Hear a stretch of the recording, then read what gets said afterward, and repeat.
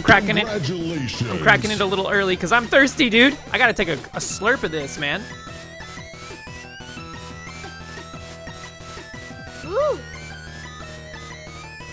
Ah, God. The first sip of a seltzer water, man, it goes crazy, dude. Woo. Sheesh.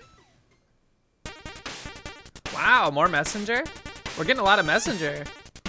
Oh, wait.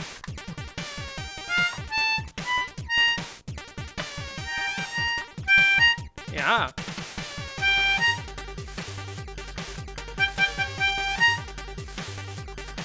I know the 2 notes. Ba, ba, ba.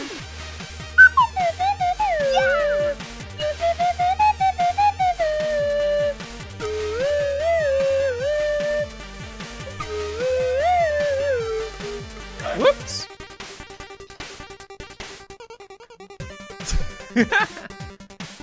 Hold on, wait. I didn't know where it started, man. All right. Let's stop fooling around. Let's get this party started. We got a daily to do, and then we got some more development to do, guys. I am genuinely actually excited about Dashbox. Surprisingly, the gameplay loop is addicting, and I can't stop playing it. And it looks so cool. It looks mysterious. The work we do is mysterious and important. Or whatever they say. I don't remember what they say in Severance. Let's do this! What is Dashbox? That's the Pico-8 game we've been working on as of yesterday and 10 months ago. Revisiting it. But it's finally almost ready to be just released into the wild, which is exciting. What's going on, everybody? Happy... It's only Wednesday? I thought it was Thursday for most of the day. Simbera Vissa, 1, 2, 3, Connell, Zorak, Platinum Fox, Tidge, DJ K, Choco Bunyi, Coco Mokoma, Akumi on bass, what's going on? Bearded Joe, Proton, Crunchy P, Mild. What's going on? How we doing? Tidge with a juice. You need to see shirt before you pass out. Check out the shirt, dude. New drip. Look at the Pikmin.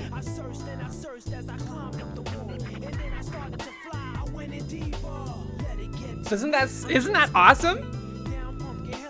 It says nature is healing. It's hard to read. Nature is healing. Is it though? No, it's not. Remember when I ordered that in 2024 August? It was for AGDQ, right? Not summer games done quick. You might still be able to buy it on the Yeti.com or whatever it is.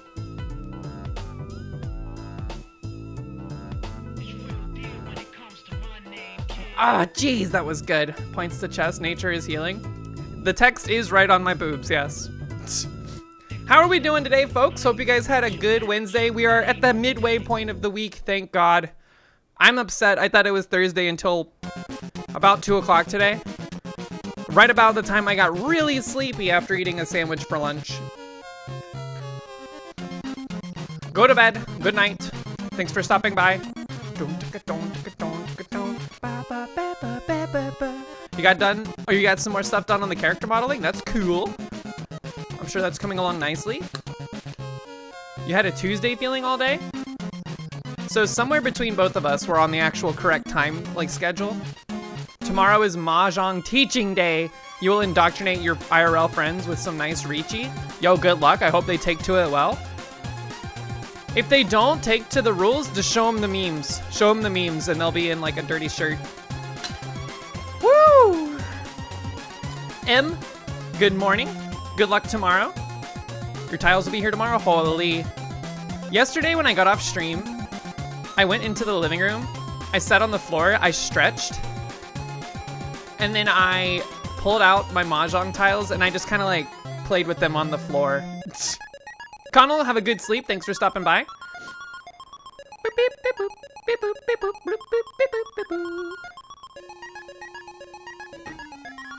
They are very nice to fidget with. They are.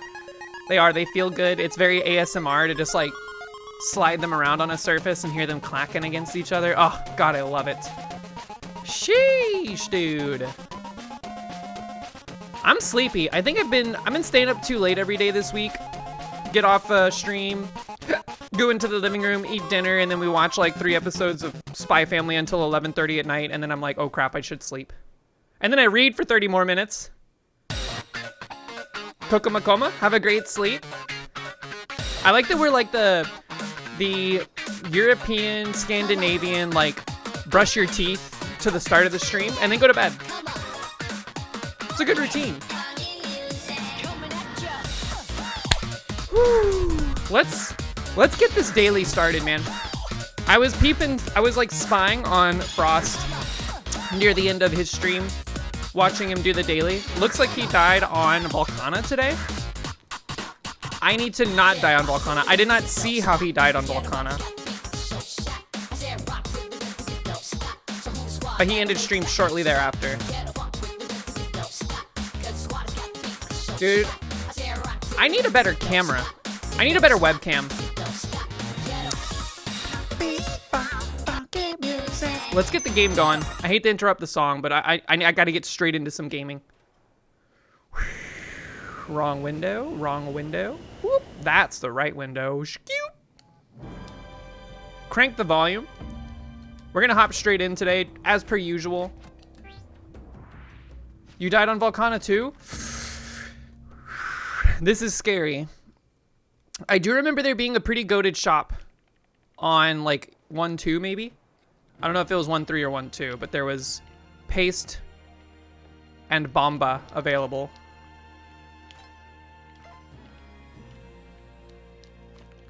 Spoiler if you know your Lunky strats.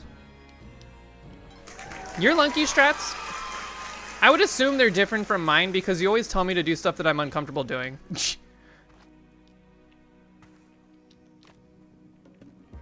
Bah. Cheating on the daily? I just saw the first couple of floors and became aware of some potential dangers. Yo, Arborcat, what up? How you doing? Dude. I can't tell if Dashbox is actually a fun arcade-style game or if it's just really addicting to my brain in particular. I'm interested to release it and see what people think about it. Because, like, it's crazy how I played it almost all day at work today. Basically, it's jungle unless you have paste. Oh. So you went Volcana and then you died. Fair. Jongin? I was not Jongin, I was playing Dashbox.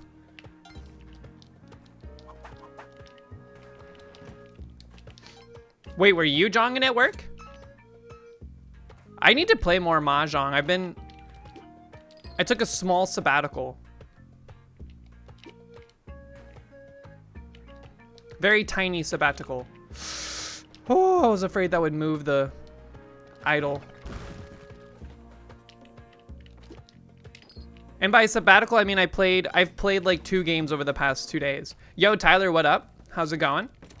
Hope you're doing well today. Good to see you. Feels like everybody's tired today except for Simbera. Didn't Simbera do like an 8-hour stream or something?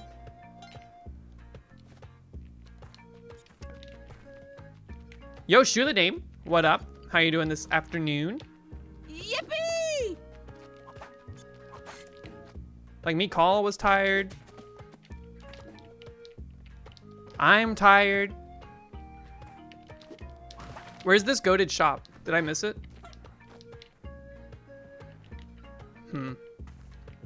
I don't know if it's on the next floor or not. You're great? I'm doing good. Kind of wish I had had sushi for lunch. There's the goated shop. Instead of what I did have, which was it was a good sandwich, don't get me wrong. But I feel weighted and burdened as a result of it. Can I buy? Yes? Everything. Incredible shop, dude. Okay, so with our superior knowledge of the dangers that may befall us in Volcana, We need to try to make some smart decisions, which admittedly is not my strong suit when it comes to Splunky.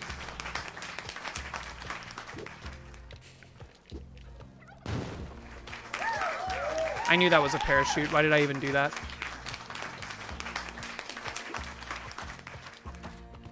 I know we usually talk about these things on Thursday, but we're getting pretty close to the weekend. Is anything cool happening this weekend? You! I got stun locked by fear. Ah!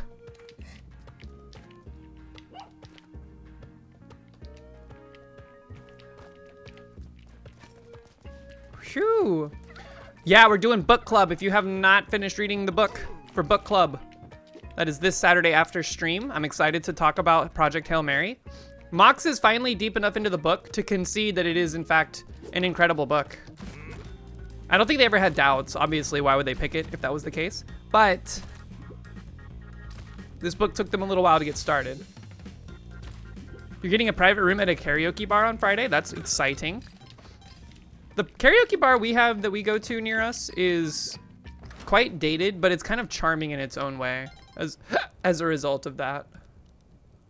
This is worth a rope.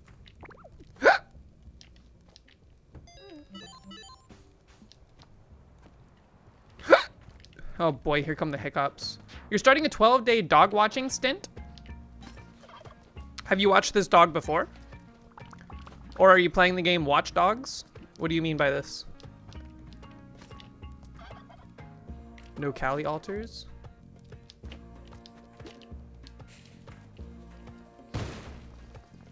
Same for the one at your place. Yeah, it's kind of charming.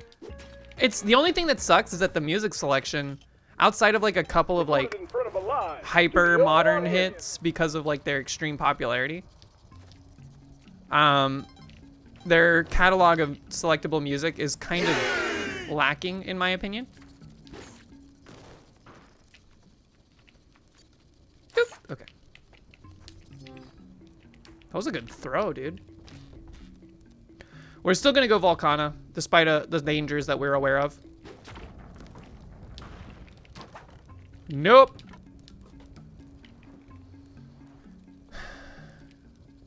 You have 2 Goldens, but you've never watched them for this long? Well, that sounds like it'll be fun. Taking care of dogs is tough. Throw torch at Power Pack to farm the crusty diamonds? No way. That's too much. Doesn't it like mega explode?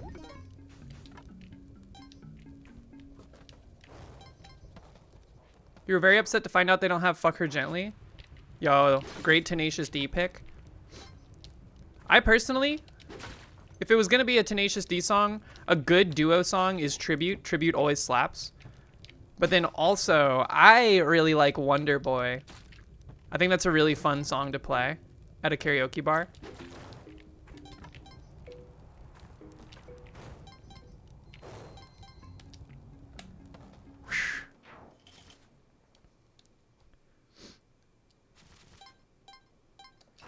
All right. Focus. This is a dangerous floor. Did people die with this tantalizing Kali altar? Perhaps not, but let's try not to look too far into the future. 'Tis folly. That's good.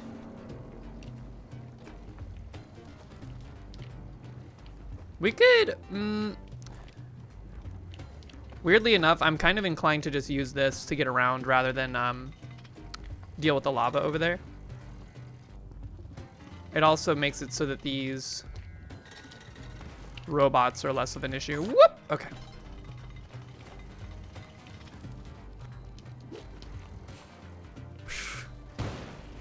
I got the Skelly key? Oh.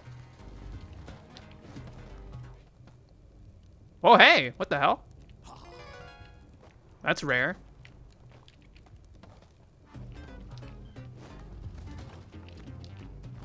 Very careful. Whoop!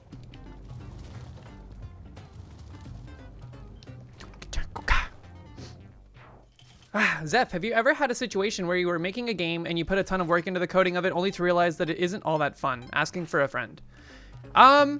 Yeah. Suika. I think the Suika Light game fell victim to that. I think the concept of it was fun and it was kind of like mindless and stuff. But it didn't really, like, I wasn't engaged enough to feel like I needed to complete it. And I was like, if I'm already feeling this way, there's no way players are gonna care, you know? So it was a great learning experience that I valued pretty heavily, but I kind of let it, I decided to let it die when the time was right. I feel like to make that game fun, the amount of work that would have been required for it was more than I was willing to put into it at that point. Yo, Grommel, what up? How you doing? Have you picked out your piss bottle? Which game are you describing? Is there anything troubling you? Have you let other people play it to get their opinions? I fall victim to this thing all the time where I make something that looks cool and I'm like, wow, this is cool to look at, but it's not a fun thing to look at, or it's not a fun thing to do for an extended period of time. The sumo game is not fun at all. Had a buddy play it and just didn't like work. Do you feel like there may be ways in which you could manipulate the gameplay mechanics to improve its perceived funness? Like how much of a task would it be to improve that?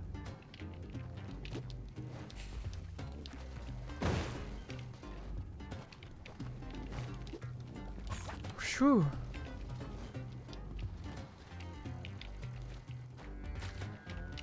Ah! Nope. Yippee! Yo, Nova, what's up? How are you doing? Hope you're doing well. Perceived funness. You'd have to make all new mechanics, but you can at least reuse all the work you put into animating it. So what about it do you think makes it not engaging or fun? Is it just too slow? Does it feel slow?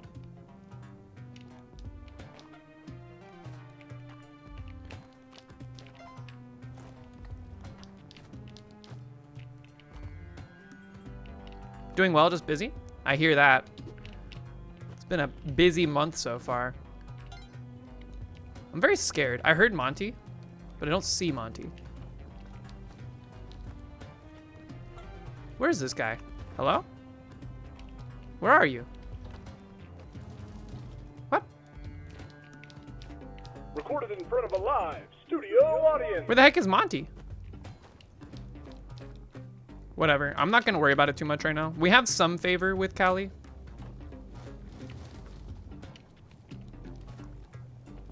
Yeah, I don't know where he is.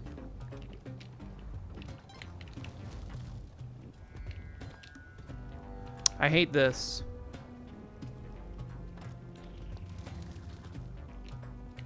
Woo. Okay.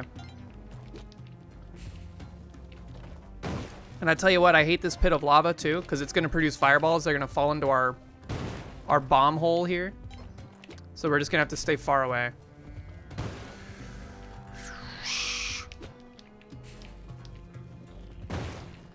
Like that guy right there. What a jerk. It's very one-sided. Whoever acts first just wins no matter what. Yeah, I know you put a lot into like the rotation of sprites and all that stuff. Like, it's very impressive. Would it maybe benefit to turn it into like a turn-based like tactical game? I'm pulling inspiration from a card game that I got recently. It's called, ah shit, I don't remember the name of it, but it's basically like a samurai sword fight simulation through like turn-based card mechanics. And it's really, really fun. I like it a lot.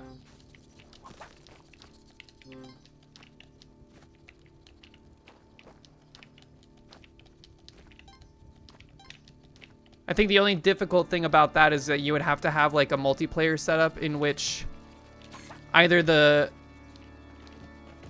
player that you're playing against does not look at the screen while you're making a decision, which I think is fine. A lot of older games operated on that kind of backbone.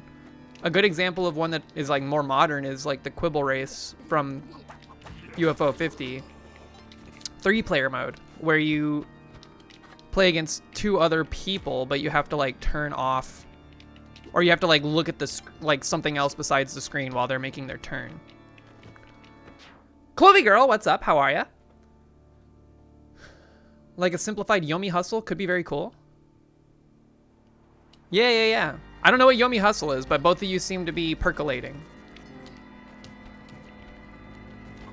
Ah! I think in the instance of the game you were working on, it's worth maybe like not abandoning the project, but going back to the drawing board to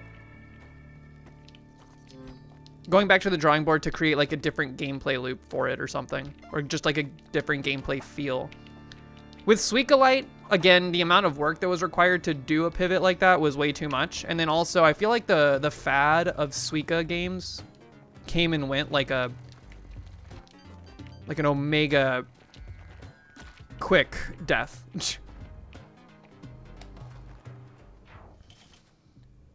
The 1v1 card fighting game on Congregate. A buddy of yours is already making music for it, so you sort of feel like you can't abandon it. Proton with the juice. Tory Bash? Tory Bash sounds familiar. Yikes.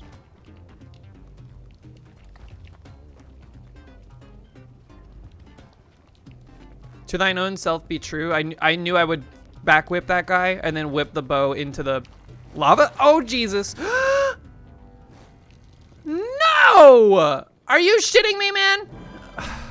Dude, I think I got in my own head on that one. I think I really got in my own head. I was even following him. If I just waited like a quarter second, we would have been fine. That makes me mad. No, it's not because you were distracting me. If anything, that topic of conversation was keeping me focused. I think it was my own like knowledge of the daily being difficult on Volcana, which, if I'm being honest, didn't seem like it was being difficult until I made that stupid decision. I don't know if we got past what got a lot of people today, or if I hadn't seen it yet because we didn't even get that far, but you know. C'est la vie. Some dailies, they just get flushed down the toilet. Scoop. Whoa! Nice ramp. That was crazy. Y'all ever ramped off of a... Have y'all ever gone off a ramp on your bicycle? No way. Scoop. No, yeah. We would build like small ramps that were definitely not safe to go over. And you wouldn't get a ton of air, but you would definitely, like, both wheels would leave the ground for a period of time. What the? I feel like I've been seeing those a lot more recently. Did they patch the game? Cinder blocks on plywood? Yeah, stuff like that.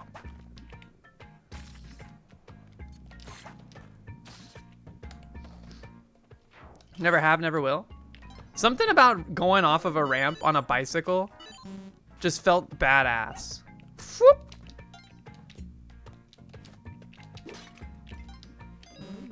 I can't afford you? Are you $800 off?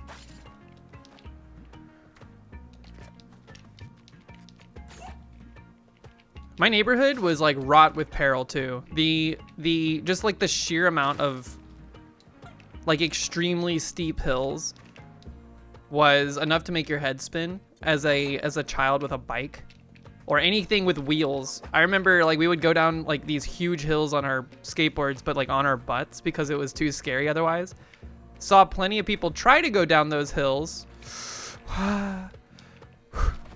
Saw plenty of people try to go down those hills on, I'm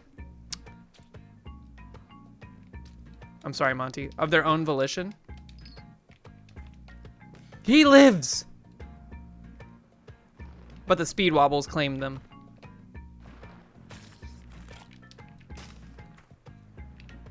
horrifying. That's a lot of gold. Did you ever joust on bikes with sticks? No. But we did play a game. We played like a homebrew game. Do y'all remember Zoids? The anime? With like the CGI mechanical robots that were animals?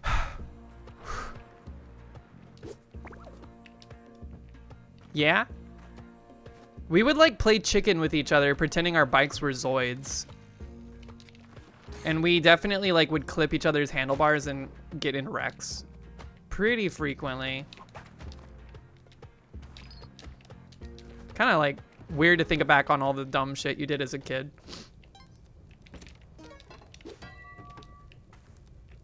Who's Rex? Was Rex the main character of that show? I don't remember like hardly anything about it except that like a lot of the robots, a lot of the Zoids themselves were called like Liger. Oh, I got in Rex. W-R-E-C-K-S. The thing is, there might have been someone named Rex in that show. That's very Zoids coded. I feel like Zoids was one of those things where if you know what it is, you are from the same timeline as me.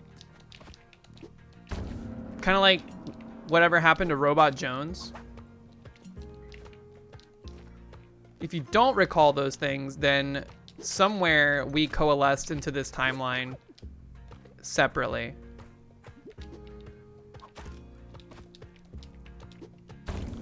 You know that one, but not Zoids? That's crazy, because you know what? Like, I think... I'm trying to think. Was Zoids a Canadian studio pretending to do anime? I don't even know if it was Japanese. I feel like it's a very Canadian show. I don't know why. It feels Canadian pilled. Kind of like Reboot. Remember that show?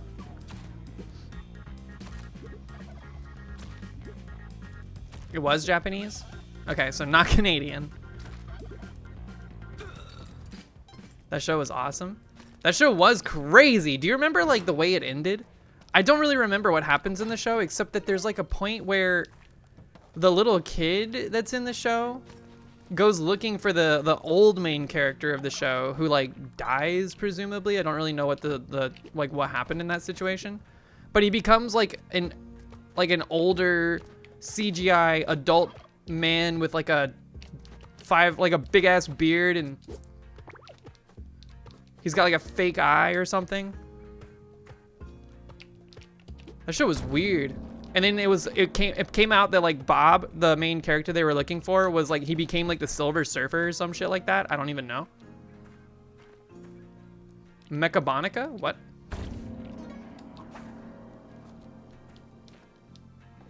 I do know that Reboot was Canadian. I feel like Canada spearheaded a lot of like early 3D animation shows. Cause didn't they also do Jimmy Neutron?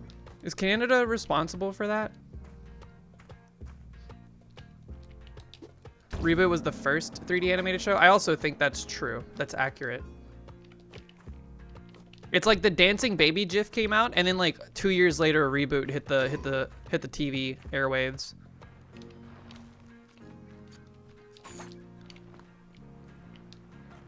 Skirt. Whoa! Return fire.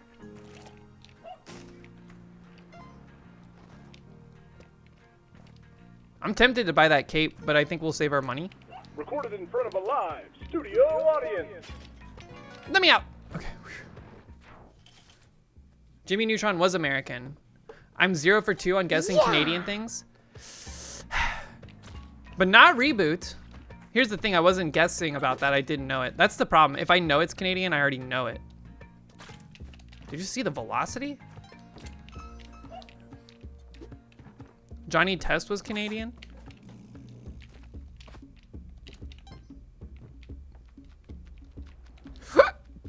I don't remember Johnny Test. Was that the one with the blonde kid? And he had like it was like the inverse of Dexter's Lab, where Johnny Test was a blonde boy that was kind of an idiot, and he was like the subject of his sister's, who was a redhead that was like a genius, like all of her scientific testing or whatever. But because of their like ragtag shenanigans, they would like save the day in all these situations. Isn't that just the inverse of Dexter's Lab, except Dexter's also kind of a screw up either way? What?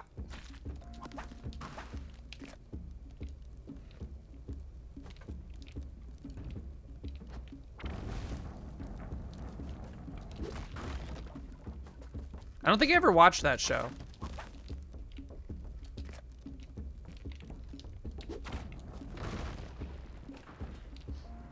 And any other What's with Andy enjoyers? I do not know What's with Andy. Was Andy like a very popular name in the like 90s and such? Are you kidding me, man? My turkey got destroyed. And my bombs.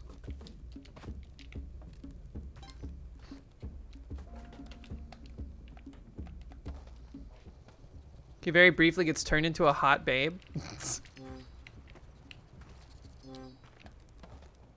Does Andy briefly get turned into a hot babe? Is that all? Is that how you commit things to memory? As if there's like a gender bend episode?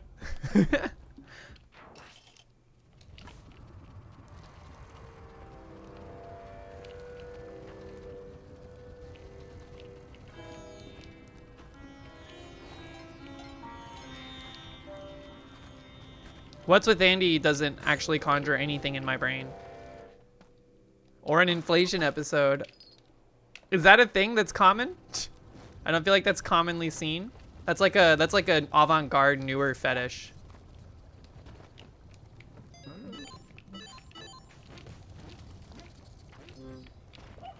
Ah!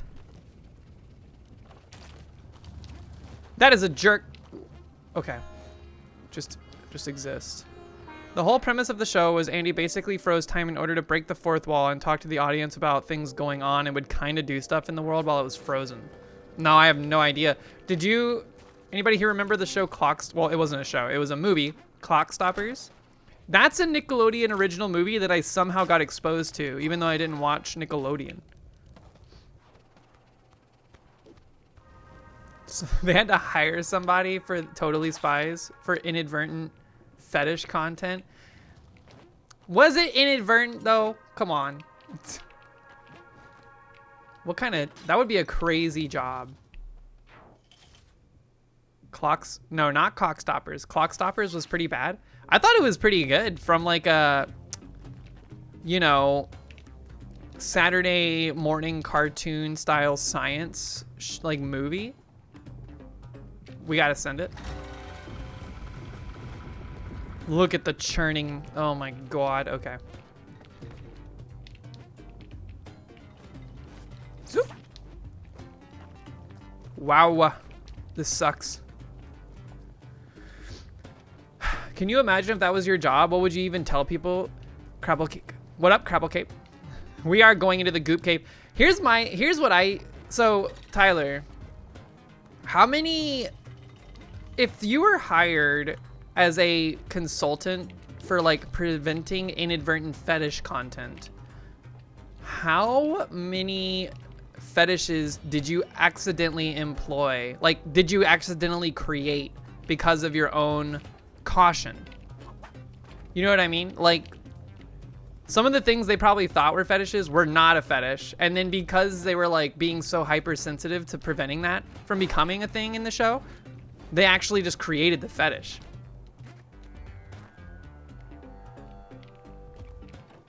Like, how many things got spurred to life? How much wood could a woodchuck chuck, but instead it's fetishes? Exactly. Go. No parachute! You piece! Okay. Kind of saved. That was very scary. My ability to grab stuff came back at like the perfect time. That was insane. Yo, Nicole Cannoli, what up? Nicole Cannoli, look at my shirt.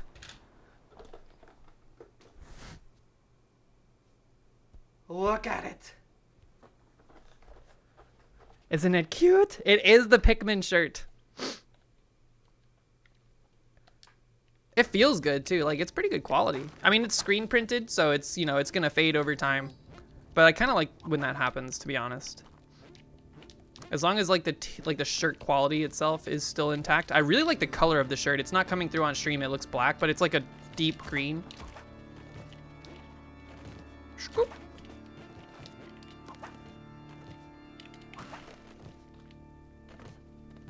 Bah. Thank you. Yeah, it was part of the AGDQ series of shirts that came out for last GDQ. The Yeti, which is like a kind of like a gaming merch website.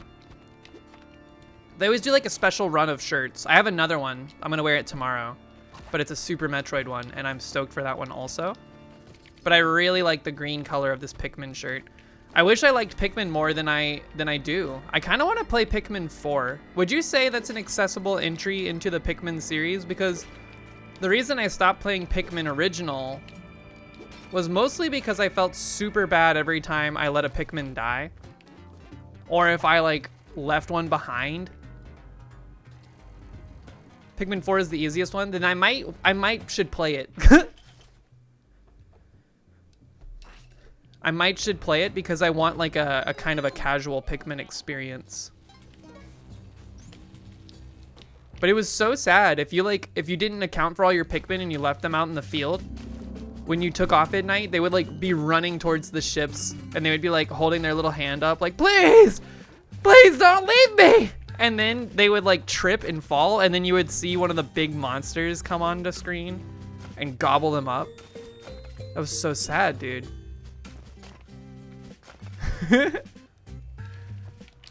Okay.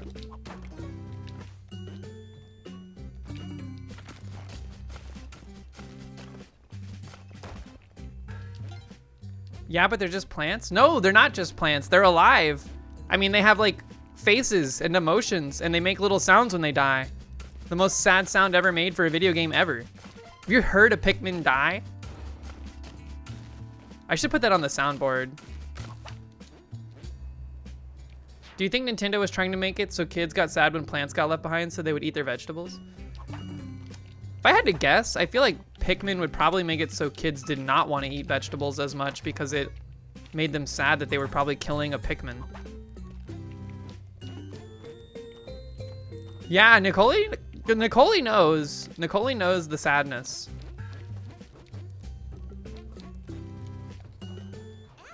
And it's all your fault, dude. It like blames you expressly.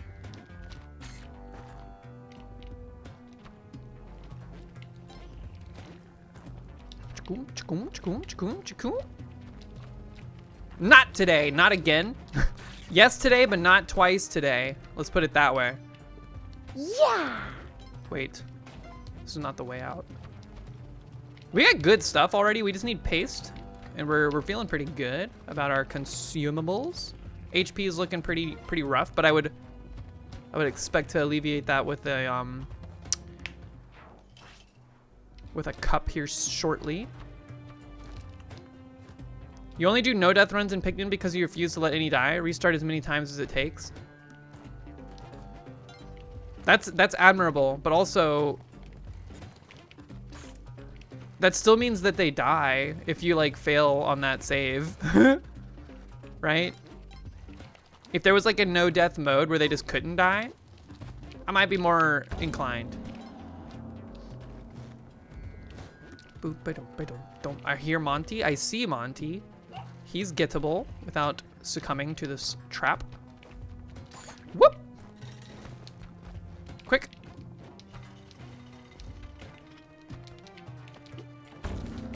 Cup.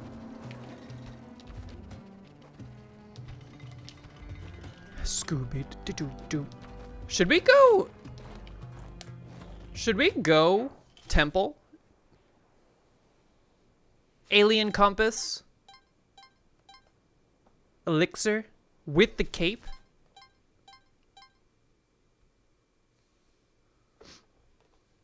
Don't their little souls travel upwards when they die? Yes. Their little souls just disappear.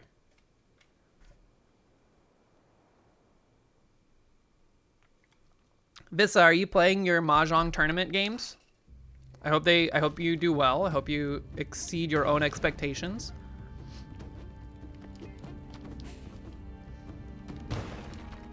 Zoop. I'll do temple. Why not? It's not the daily. I like going temple because the elixir looks so delicious.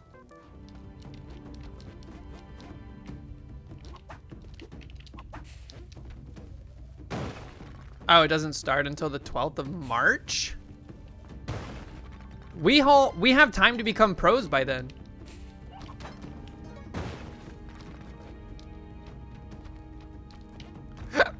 Some might argue that we're halfway that we're halfway to pro already.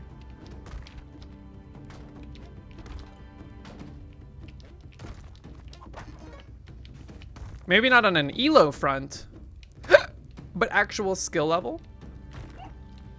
And you know what? You just have to be lucky too, right? Or you just have to lure the police into the Mahjong parlor right after you steal a bunch of the tiles that you need for like a double Yakuman. So that the Yakuza can't call you out on it and you know, slice you into a million little pepperonis. Yo, what up? How you doing, Jellyfish Vibes? Hope you're doing well today.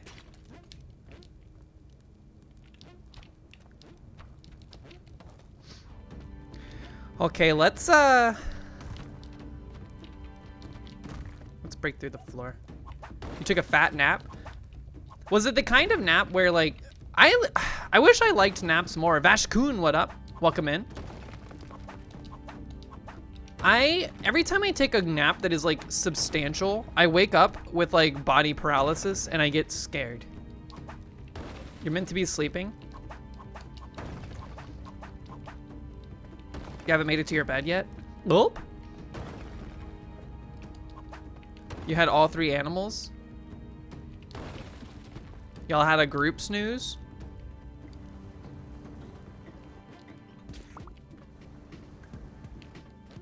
It was like a 3-hour nap. See, I think those are the ones that frick me up. If I can take like a 40-minute nap, I think I'm good. But if I take like a 90-minute or like a 2-hour, 3-hour nap, the rest of my day is all fricked up. And when y'all nap, you actually sleep? Like Bearded Joe, were you asleep or did you just lay in the bed?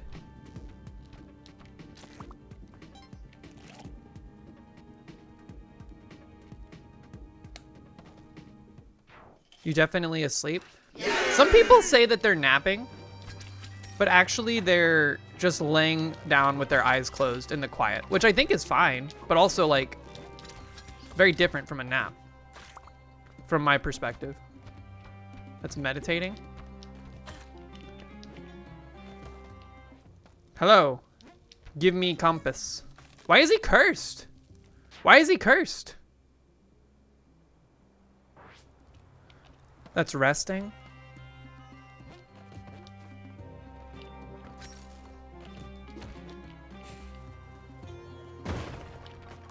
I hate that this didn't clear the way here. Compass. Uh-oh. How many stomps to kill this guy? Never mind, you just have to hover stomp. Scared?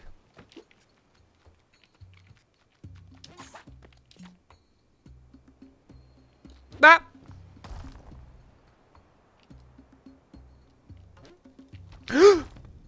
Ah! I was not expecting that. I don't know why. I should have been.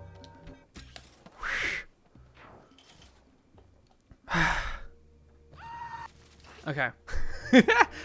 I forgot. I like don't use the soundboard enough. We already have everything in that shop. I would like the ropes. No City of Gold? Nah, I want to keep the Onken stuff. I feel like the only reason to go to Duat is to get a jetpack, but I like the cape. Exovims, what up?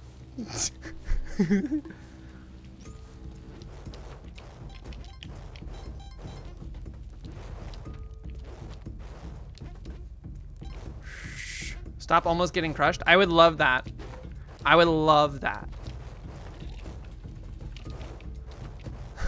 I would love that. Except I'm already trying is the problem. Look at this delicious purple liquid. What do you think this tastes like, man? It's like, oh, it looks so good, dude. I can't wait to give it to me.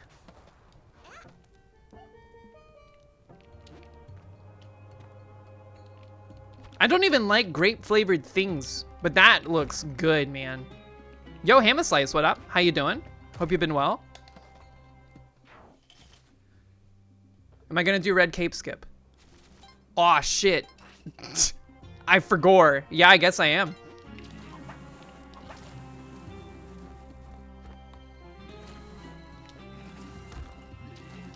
I've done it before. I could do it again. Nope. Truthfully, I forgot that I would have to do that. I was like, there's no other reason to go to Duat. There is a reason. It's to get the damn tablet that I now no longer will have access to. That's fine. We're gonna be okay. We're gonna do the best glove skip you've ever seen. Or we're just gonna guess the right urn. How about that? Was not expecting both of them to get baited there.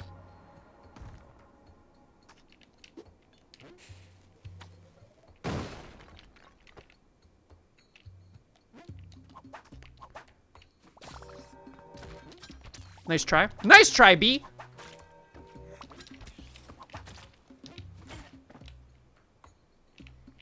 Okay. One more floor of this. And then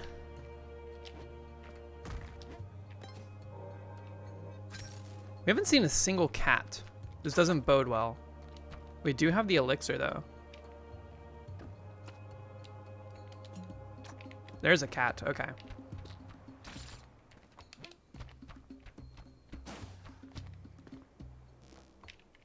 I kind of don't want to see the rest of this level. I kind of want to just leave.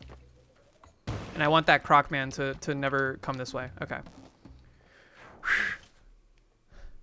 Can't spell glove without love. Happy Wednesday.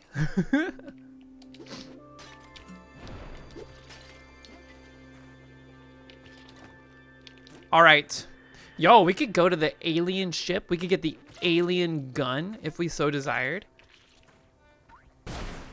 Ah? Hear me out. You want me to go get the alien gun?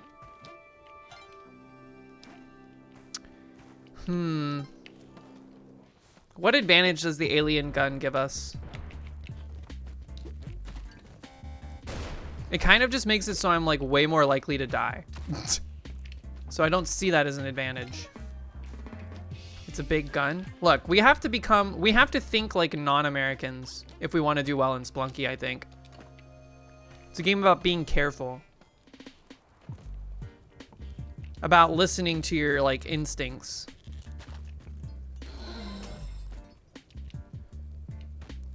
I get to explode Neobab and just explode my way down. This may be true. There's potential dangers involved with that too, though. You can't even pick up the compass if you have the alien compass. That's crazy.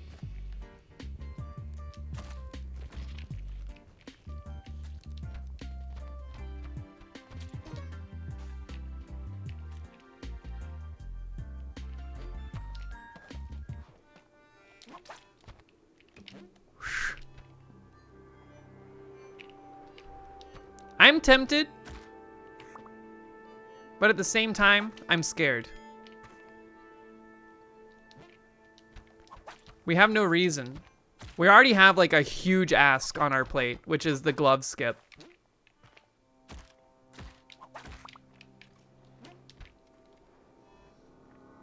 Do it for the vine? Hasn't Vine been gone for like 12 years? Wow.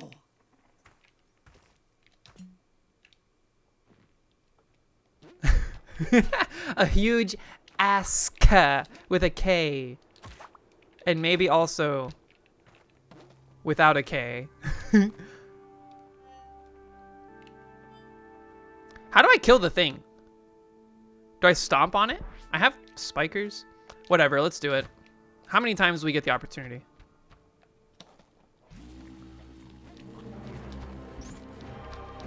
You gotta get in there. Ideally before he starts to shoot. Okay. The traps turn off. Pilot. I'm not gonna save him because he becomes a burden. Why is he shooting a gun? It creates real shopkeepers. Not just these like weird guys. How do I get out of here? Whoop! Oh my god!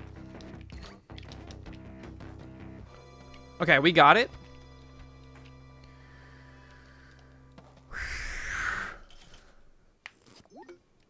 We have a gun.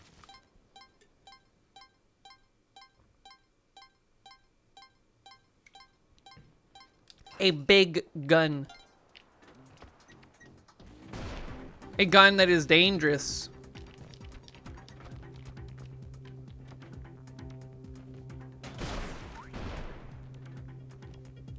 A gun that will kill us if the lightning traps reflect the bullet at us. Well, it won't kill us. We have plenty of HP. We also can't take this if we want to get an urn.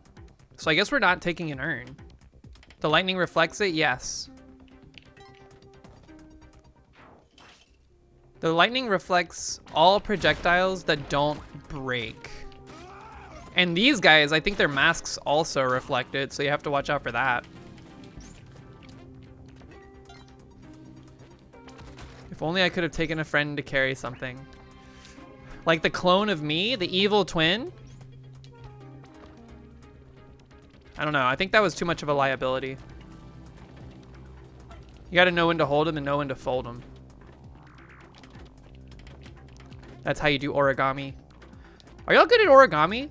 Can y'all make stuff in origami? Is being able to make a paper plane considered origami?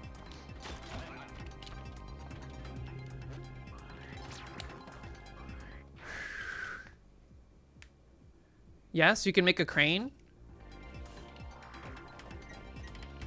That's pretty sick. The crane is like, wah!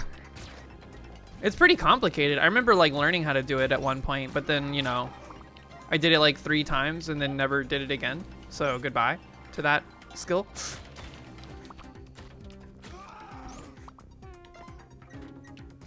This is not the way. You sucked at making flyable paper airplanes? I had like one good design for a paper airplane that I would employ when the occasion called for it.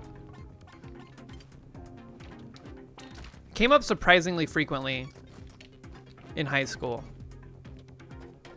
AKA we were bored in the theater during drama.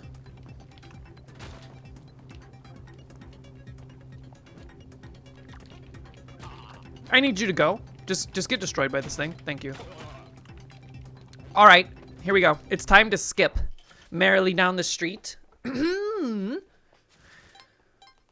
Don't forget I have the blaster. Oh, trust me, I was aware I had the blaster. I was afraid to shoot it. We did that play about that girl in high school and it was in props department, so you had to make a bunch of them. Oh, I think it was more fun. New shirt, Nugs. Yeah, you got the same one, right? Did you get the Pikmin shirt? I almost fell over. Look at him. He's so cute. Don't forget to blast the popcorn machine. Huh? Can I kill the ones in here?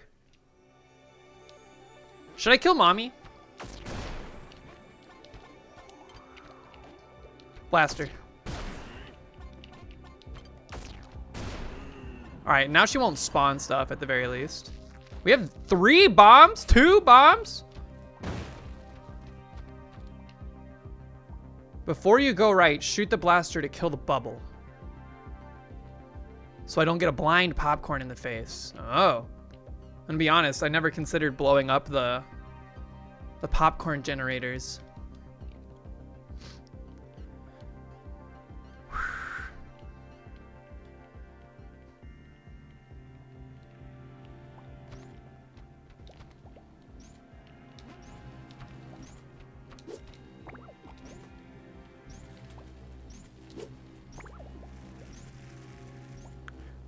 I don't need to do this the same way I do the jetpack skip, right? I just need that rope. Whatever, we have lots of ropes.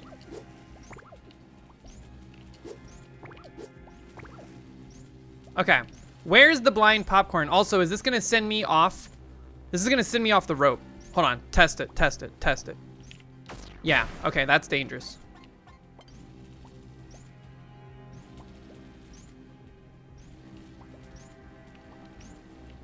I'm nervous. I should go up, right? I need to go up one more. Because I can hop from this direction. No blind popcorn. Also, I don't think you can... I think if you thread the needle well enough, you can blow up the lightning trap here. That's like to our right. But I don't think you could blow up these popcorn generators. Because this wall is indestructible.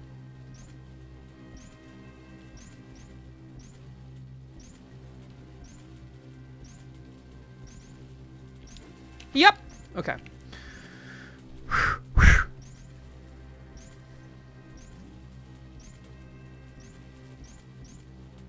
The blast is big enough to reach through the wall and kill the popcorn generators. Oh. Well then couldn't I eliminate the thing? The lightning trap over there?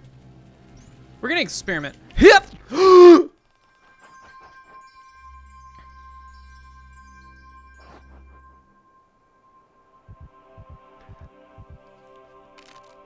My cape got destroyed. Everything I owned turned to like literal goo in a split second and then vaporized. There's no way to get up there anymore.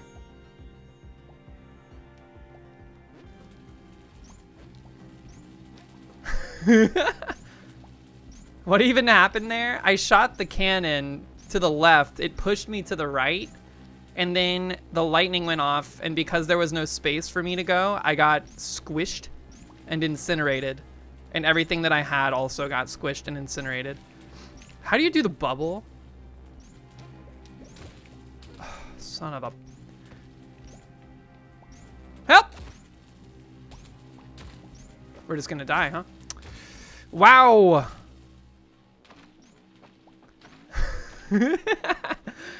Dude!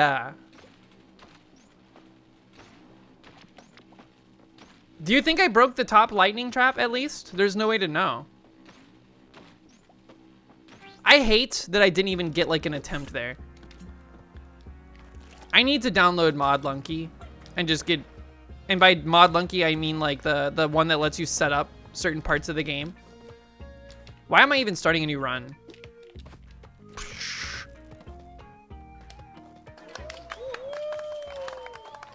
Yo, Fantasy Zone, what up?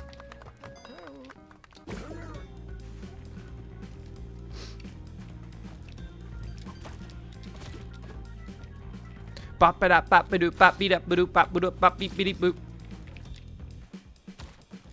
Let me out of here, dude. We're speed running. Cause I'm frustrated. I should have just gone to Duat, I guess. I forgot all about the whole not having the tablet thing.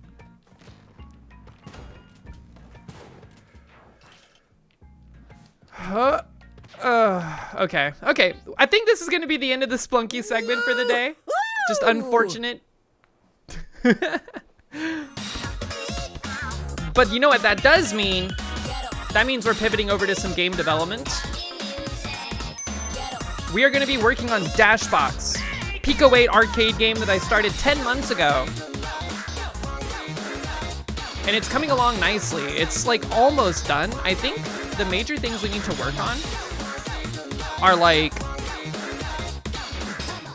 we basically just need to work on like the score output screen, the ability to save your high scores and output them to the screen, and then also like a title screen. So that'll be exciting. Those of you unaware of what Pico-8 is, Pico-8 is a fantasy console with its own like programming API. It's like everything, you can play games in Pico-8, but also it gives you everything you need to make a game for Pico-8, which is really cool. Why is the music so loud? Y'all see I'm at volume 2 and it's like blowing up my eardrums. All right, let me get my environment set up here. Bring up the game itself. I was almost late to the start of stream because I was playing my own game. Like I was playing it to make sure like the latest changes were synced down. And I gotta say, it's quite fun. So here it is in its current state. Whoops, wrong button. The objective of the game, get onto the safe wall. The safe wall is the white wall. I am the ball that's on the edge of the wall. Secondary objective, to increase your score, collect these like white jittering squares. You can collect multiple per round, which is what that bar at the bottom is indicating. Every time you collect one per round, the value for them goes up. So you have to make decisions over whether or not you want to increase your score or play it safe. Of course, longevity will make it so that you can play, like if you play safely, you can kind of play forever, but it does take forever to get a high score that way. And then also the game gets harder over time in terms of like the time that you are allowed to get to a safe wall. I'm playing on a controller for the first time today, and it feels pretty good.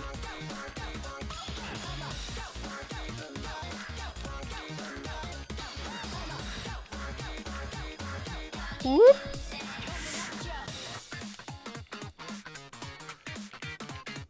Nope.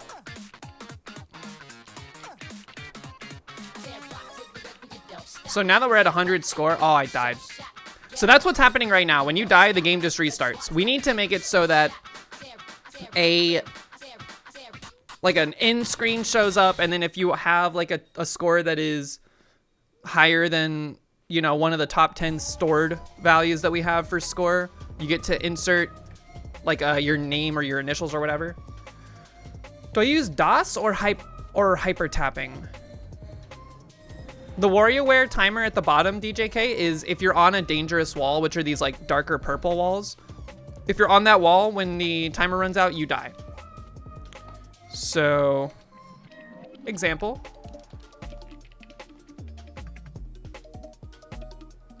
The game ended, it restarted itself because that's just what it's developed to do right now. Uh-oh.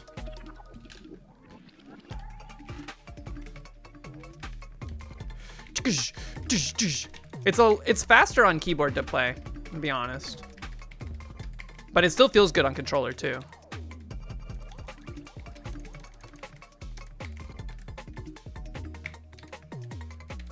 Proton, I added the dots that you pass through wiggling, and I also made them look colorful for a brief moment.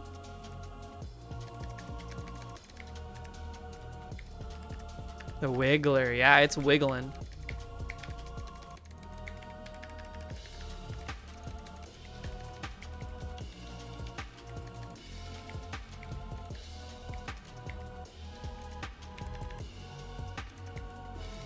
We need to make more gate layouts. Right now there's only like 5, I think. I'm gonna die. Whoops, okay. You were talking about the white barriers yesterday? Oh, the ones that I passed by on those wiggling. I like them being static. I think this looks pretty slick as is. I don't know if I want to do much more visual updating. I think it's like, visually it's very busy already. I think the last visuals I want to do are like the menus And by menus, I mean like the start screen, game over screen, high score, etc. Stuff to that nature.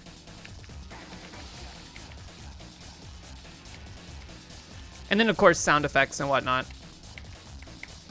Woo! Yo, Appalach, what up? Good morning. Hope you're doing well today.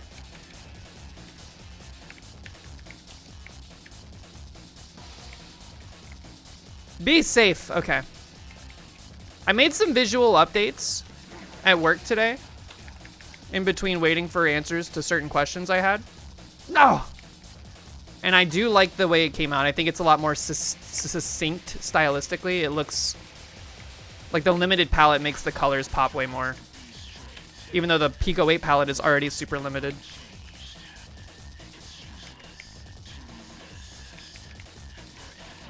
No! I died. This looks sick. Thank you. I'm enjoying it. It's fun. So what did I change since last stream?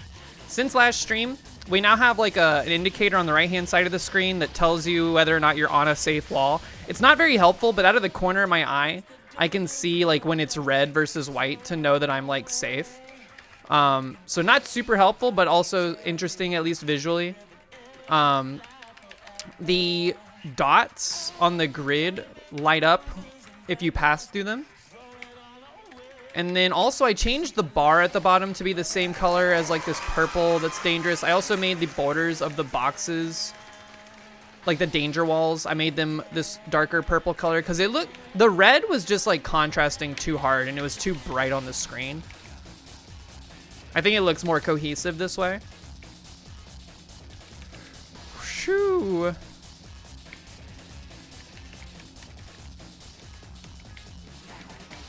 I died. Okay. Psh.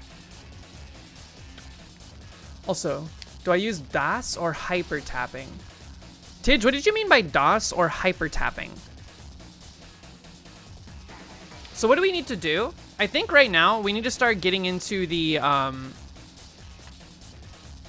we need to get into like memory saves, but also we need to, instead of the game just resetting when you die in some way, it needs to produce a screen that tells you died, and then, you press a continue button to insert your score or whatever. Delayed auto shift. AKA holding the button down to move versus tapping. Oh, for this, you can do both, but this is what happens when you hold down the move button. You move at this speed. If you tap it, it's faster. I tried it so that instead of a button P, which is BT and P, hold on. BT and P is different from BTN. BTN is like listening on every frame that a button is down. BT and P is listening for the button being down after the frame that it was like pressed originally or something like that. So you can go way faster if you are, for instance, if you changed this here, all of the directional inputs, you change to just BT, don't look at that. If you change this to just BTN,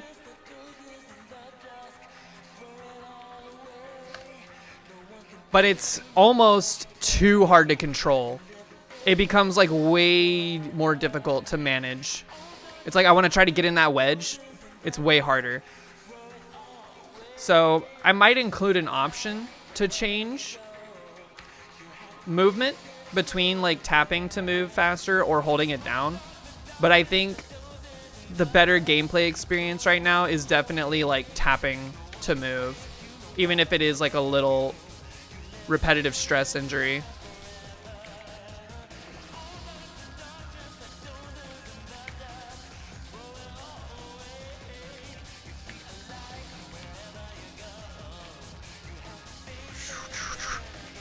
I'm also just like obsessed with playing this. I don't know, like once I start, it becomes kind of hard to stop, which is a problem because I need to finish like developing it. I think it'll be easier to stop once we include like the game over screen, because right now it just throws you into another round instantly.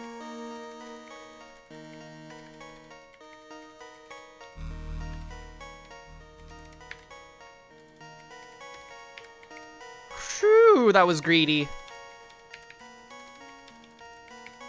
Greed. That was greed. We gotta get over there, dude. Get over there.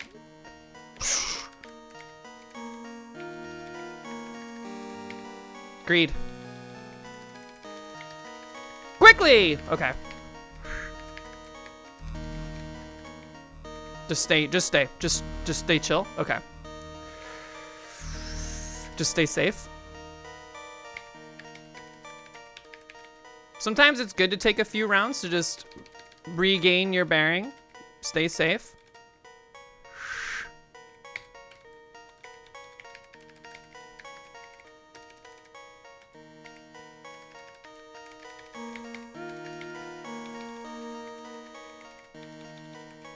I gotta get on that wall. Quick! Okay. Ugh. All right, so because we're at 100 score, the timer is actually faster now. It's very subtle, but it is faster. I changed it so that at every 100 interval, up to 300, it gets faster and faster and faster. So a lot of people, I think, will have a very hard time getting past a score of 300, but that takes about 3 to 5 minutes to get to, which I think is enough of an amount of time to play around before it becomes like a little too much. That's a good sign when you're addicted to your own game. I think it's just like it's just enough mechanically that it's not hard for me to do, but also it looks cool when I do it. So I'm enjoying just the simplicity plus the visual intrigue. All right, so let's look for anywhere that we die, which is this run. Only twice? So here's if we collide with a gate in a way that is not moving you forward, aka this way, like right here, that kills you. That kills you. We need to instead handle game over here. Beep, boop, boop. So which means we're gonna need that. We also have this. There's 3 places. Okay, 3 places. This is if the orb health loses 0 or goes to 0. So the orb, I don't know if you've noticed, but the orb is white to start. It becomes yellow, and then it's red. If you jump one more time after it's red, it actually ends the game. So you are incentivized to pick up the orb within, I think it's 5 jumps. 1, 2, 3, 4, 5, 6. I think you get 6 total. 5 before it becomes red. 1, 2, 3, 4, 5, 6, and then wait. Recount. 1, 2, 3, 4, 5, and then I died because I was on the wrong side. So that's that death, and then the final one we have here is, of course, if you are not on a safe wall when the timer runs out. So we have 3 places where game over conditions are met. We need to create a function that handles the game over, and then I also want to pass what kind of game over it was into this as like a way to output different game over messages, like, you know, I don't know, like you crashed when you should have dashed or something like that if you crash into a wall, or something else if you're standing still on a dead wall or on a danger wall. So let's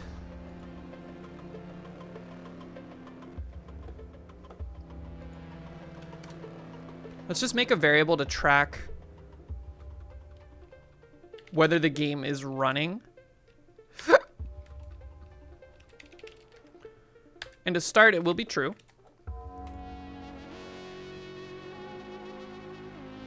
And then I think down here, we're gonna want a function for handling game over, where we will pass the type. And I don't know if type is a protected like keyword in Lua, but we'll find out, I'm sure. And then in here, we need to set game running to false. And then we need to, it is a protected word? Okay.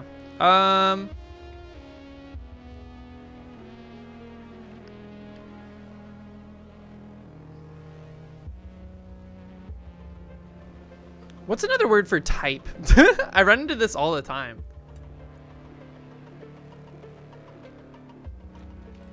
Cause. Okay. Cause is fine. And then from here, handle game over. The game running needs to be false, which this is going to gate a lot of behavior up here. I actually think we're going to need two different variables. I think game running is actually going to be false to start. Game over is going to be false to start. This is going to be if we're in the title screen. This is going to be if we die. So this needs to be game over true.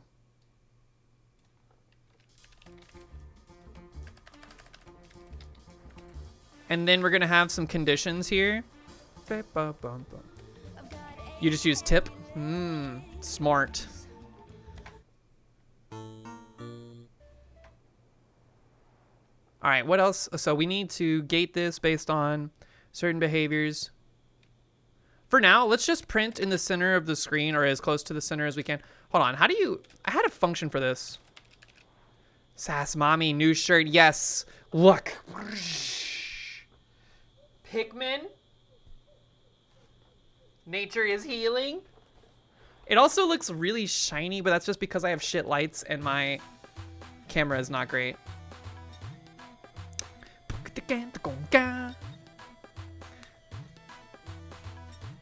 Let's just print. Hold on, wait. I had a center. It's like H center text. Yo, chats and crafts, what up?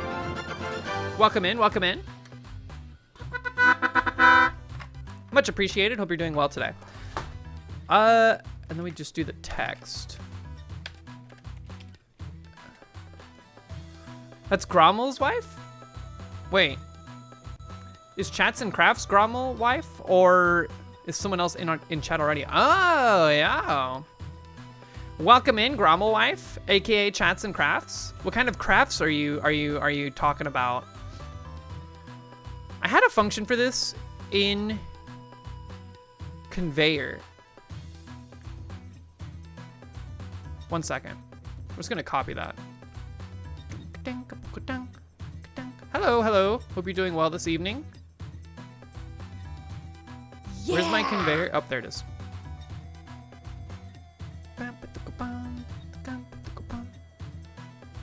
Holy.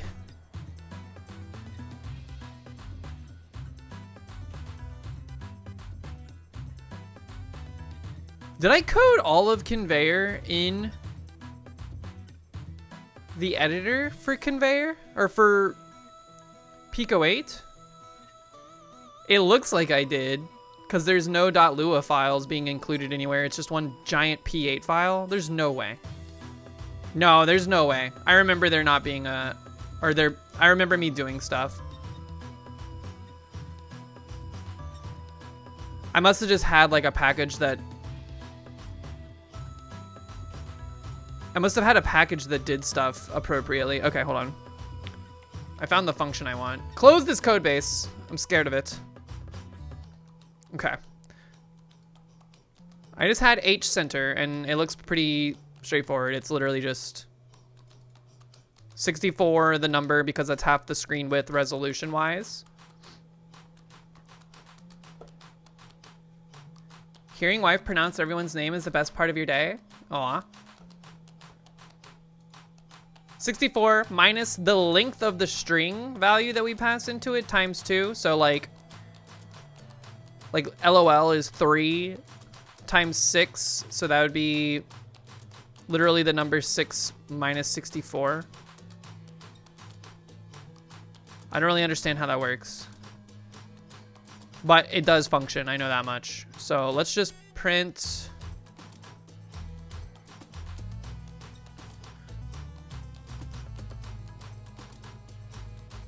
I think we just print game over. We can't do all caps. And then for here, we just do, for the X position, H center. Oh, I remember this being the reason why I was silly. For now, we'll just make it game over. We're gonna randomize this message based on like the cause, but here's what we'll do. We'll send the message in, and then we'll also this, and then y. I think it's just gonna be 128 divided by 2, which is 64 for now. And then let's just make it white, which I think this is what it would do on by default. Mean X, a common pronunciation. Prexton. New pronunciation just dropped. TLJ. Roses are red, violets are blue. I am wanted for 13 counts of home invasion from 2003 to 2002. You went back in time? That's dedication? All right, all right, all right. So here's what we're gonna do.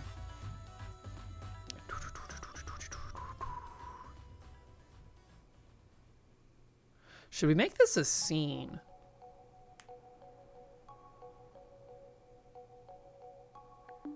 Because this is like technically what we would want in a draw. I think we actually want like a game over scene. And I'm using terminology that doesn't really exist in Pico-8 terminology wise, but I think I want like game over. And then I want to include this. That is like the brightest pink I've ever seen in my life. It was burning my retinas. Include game over. .lua. Did I make that a .lua? Yeah, I did. Okay. Sometimes I accidentally do the P8 thing. Cobalt Streak always said Prexton. Oh. Prexton sounds like a medication. Promethazine. How do you think they come up with names for meds? So then in here, we want to make a function for creating this. Create game over. And then I think we just want to pass the cause into this, similar to that function that we had already made. But in this, what we're going to do is we're going to return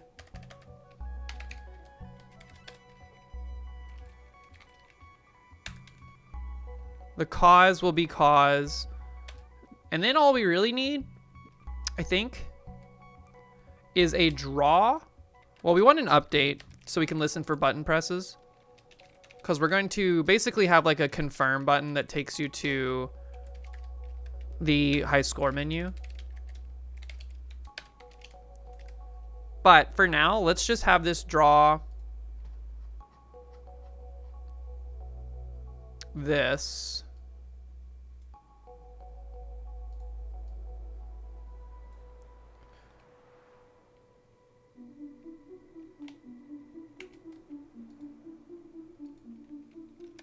Let's just have it do this. I'm going to close this so we can actually see what we're doing. And I'm going to, for now, whoops. Set this to game over.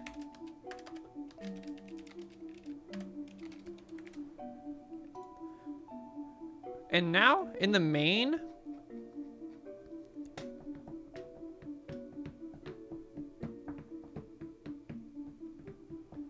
here's what we'll do. In the update, we're going to run a check at the end that just says, actually, I think what we'll do is if not game over, what is this counter plus equals 1 thing? Oh, this is running our background. Okay, if not game over, then do all this stuff. Ned. But actually, put an else in there first, and then end it. And then we need to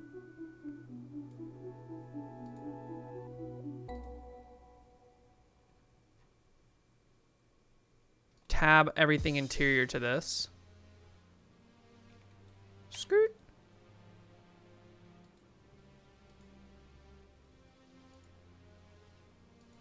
I'm a little confused if this end. We have like the else is in a weird spot. I guess because it is butted up against the end. And this needs to be here.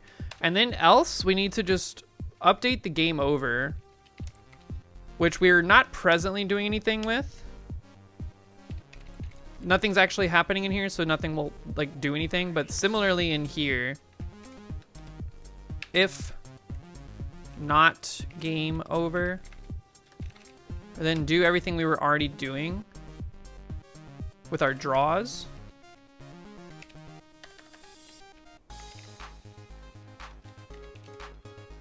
I don't know why these are wanting to stay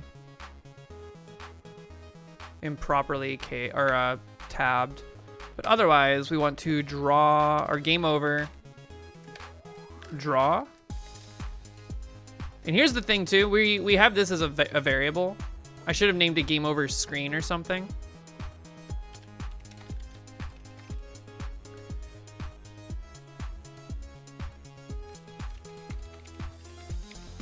Here, I'm gonna make this nil for now.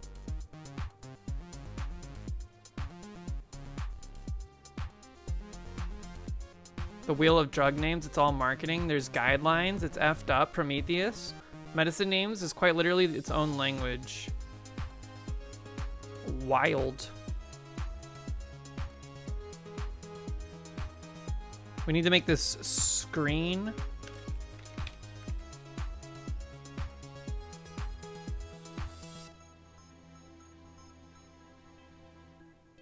Same thing here, but then also, I think I did some...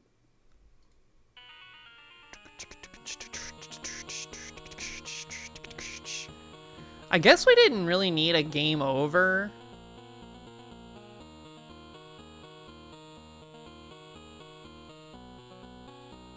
It's just easier to check for a variable there. Or like a Boolean. You know what? Here's what we'll do. This feels cleaner to me. We're gonna set it to nil to start. And that'll still... I don't know if like a dictionary, like a table is considered truthy. I think it is.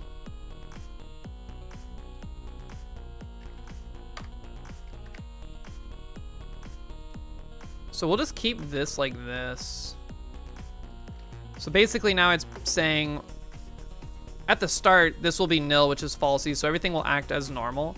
But then as soon as the game over stuff happens, we need to instantiate. We need to create game over. Create game over. Oh, what? Constructing. We are constructing. And then in here, we would have to pass a cause. I'm going to say this is the collision, which is a word I always forget how to spell. I'm getting better. Collision. And then similarly, there's another death that happens in here. This is... Wait, this is the collision. Game over equals create game over. This is mortal, right? The first one.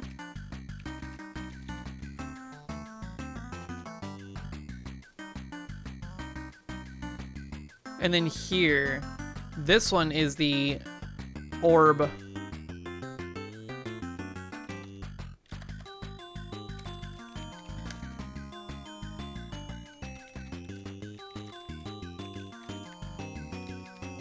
Where was that first one though? Hold on.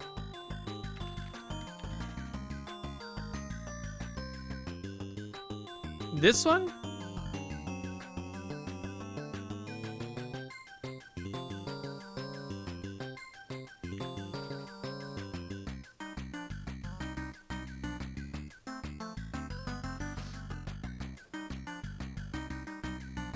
Yeah, this is the game, like the gate collision.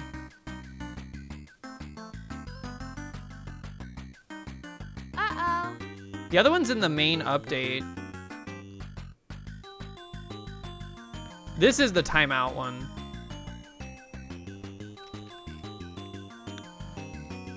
How is chat tonight? We're good. We're working towards finishing this up. It's coming along nicely. Is there any more instance to run? Game running, that's fine. Okay. So, now when the game ends, we should basically see everything that's on our screen stop being drawn and just the word game over, like, in the relative center of the screen be printed. Which is not what we want, ultimately, but will be the grounds for the game over screen. Cool.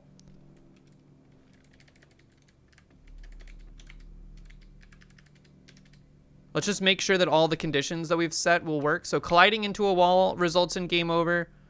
Dying on a danger wall should result in game over. And then the orb exploding should result in a game over. Okay. Did we Olive Garden parking lot it? Oh, we died on 2-4. To a stupid reason. I think we were scot-free. I was just being a little careless. Which is all it takes. Which is all it takes. But you know. I saved a desktop or a screenshot to desktop. Okay. So, we have the foundation for this. This is fun. This is cool. But what we need now is we need to flesh this out a bit more. So if we have the cause being passed in here, the message needs to, I think, change. Whoa. Thanks, Adblock, for the ad. There's a board game called Celestia, and if the party fails at the first level, you always joke that we got into a car accident in the parking lot at an Olive Garden, or we forgot to put gas in the airship. Getting into a car wreck in a parking lot sounds like a bad time. You fucked in the Olive Garden parking lot? All right, let's see. What do we do? What do we do? There's a few things I want to do here. I want to output the score. I want to output how long they were playing the round. I also want to output how many times they jumped. Like, we need like some global tracking variables here. So, how do we do this? Pretty easily. We need jumps. We'll call them dashes. Dashes. Starts at 0. Sure. I also need to go through and standardize. Like, sometimes I space variable declarations out. Sometimes I don't. And that's like a habit of like keeping your character count low in Pico-8. I'm going to keep single line table declarations like this. We have dashes. We need a start time. And that'll be started on initializing the cartridge. Actually, it'll be started when the game running becomes true, but for now, since there is no like start screen, we will do it here and then we'll just remember to move it, I hope.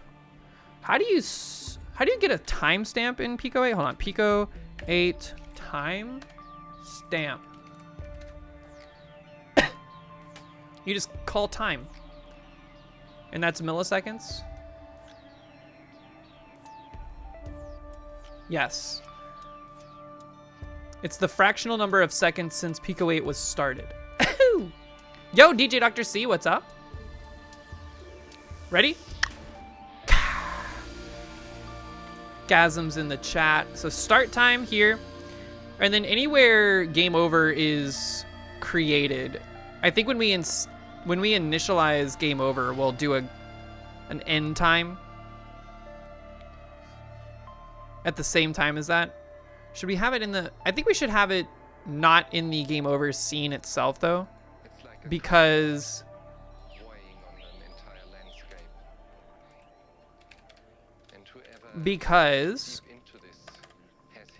I want to also have it for the top score stuff.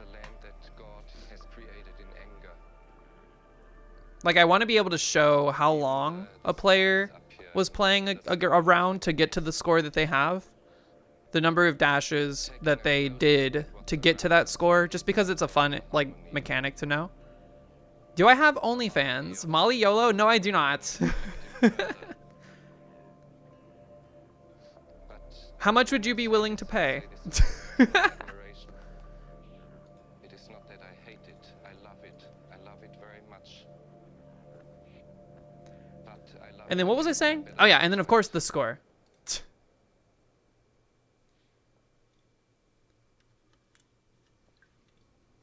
Wild question. What do you want from me? I'm just being lucrative. Look, that's what our capitalistic hellscape has forced upon us. Let's start tracking these variables that we've like created up here though. It is against TOS? Oh. That's just because they don't want competing platforms. You're depressed? On your way home today, you found out your friend passed a few days ago. Oh, that's so sad. I'm sorry to hear that. I hope things are in order for whatever needs to happen. Dashes plus equals 1 here.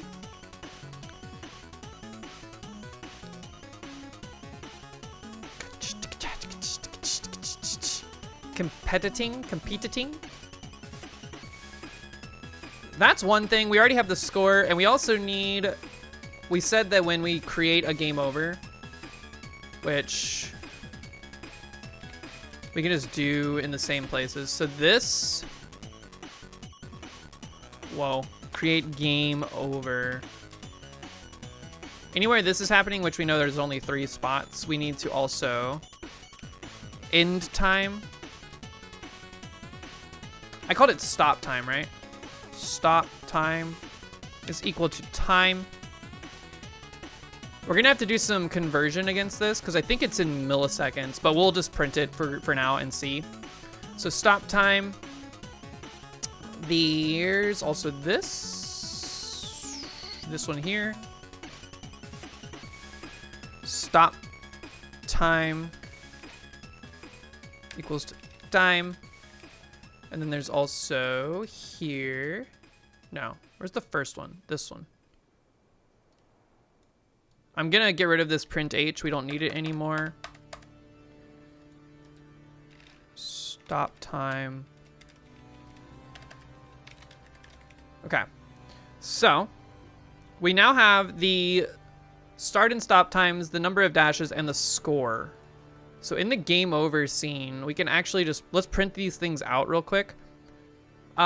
Game over, let's move it up 32 pixels down instead of 64. And this is all like kind of blocking it out. What would I do for the message here?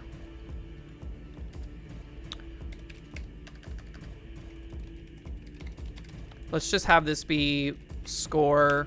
Don't put it in caps. And then concat the score dot value. And then we should do also time, which for now is just going to be the stop time minus, well, actually it's going to be a string. Let's do a string. Yo, Owen, what's up? Hope you're doing well. The time will be stop time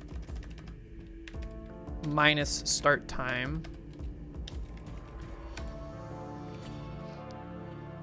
Let's do score. H center that. Let's put it 40 pixels down. And then let's do, oh, we also need dashes.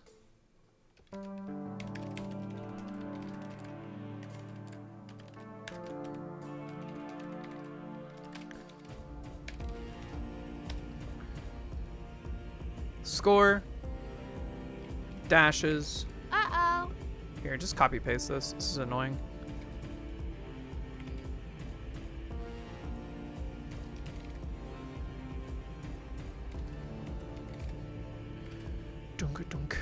You're taking your time to reach out. You've been very isolated socially since COVID, but you haven't even talked to her for a few years before that. Yeah, similar situation happened to me earlier last year. An old high school friend of ours kind of passed like out of nowhere.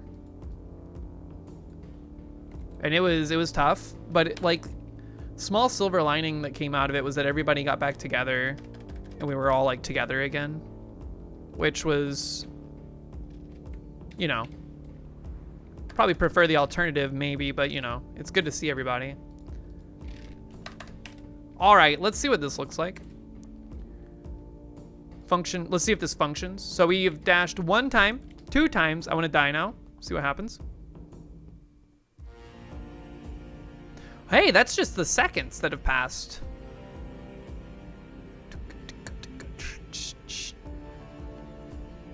Our score was 0. Our dashes was 2. And it was indeed 5 seconds. That's a lot more convenient. That's what you're hoping for despite the terrible news. Yeah, I mean, that's really all you can do, right? There's not much else you can do. I think I will also just add like an S to the end of this. Like a string S.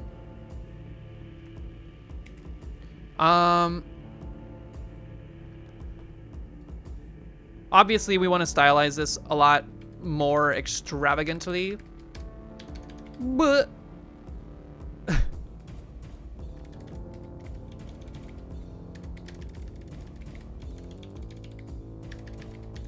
I'm just gonna like play.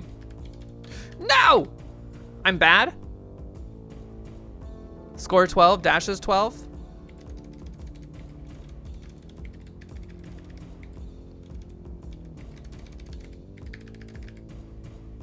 Just play it safe here. That one kind of breaks my brain a little bit. It feels very like frenetic, you know? I like the way it's like, it feels very like chunky and like it actually feels like your movement, even though it's like an instantaneous jump, has like a force behind it. With sound effects, oh.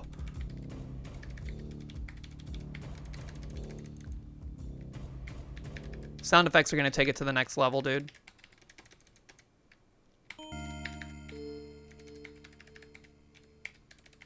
That was greed.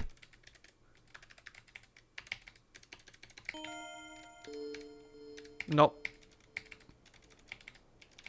Nope. Okay, I missed.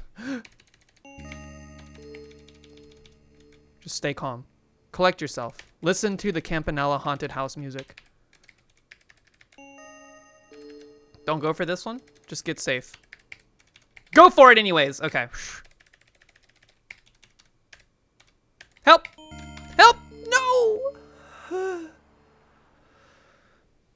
Yo, Rob Bob Will, what's up? Hello, the multicolored snake is so satisfying. It's like Snake meets Warp Tank meets... I don't know. I don't know how to describe it, but we have effectively... I want to floor this. I don't think I care if it's like 80 seconds and a half.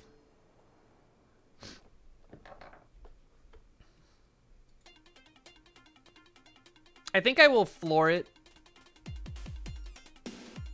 But I will do some math at some point to like get like minutes differentiating from seconds.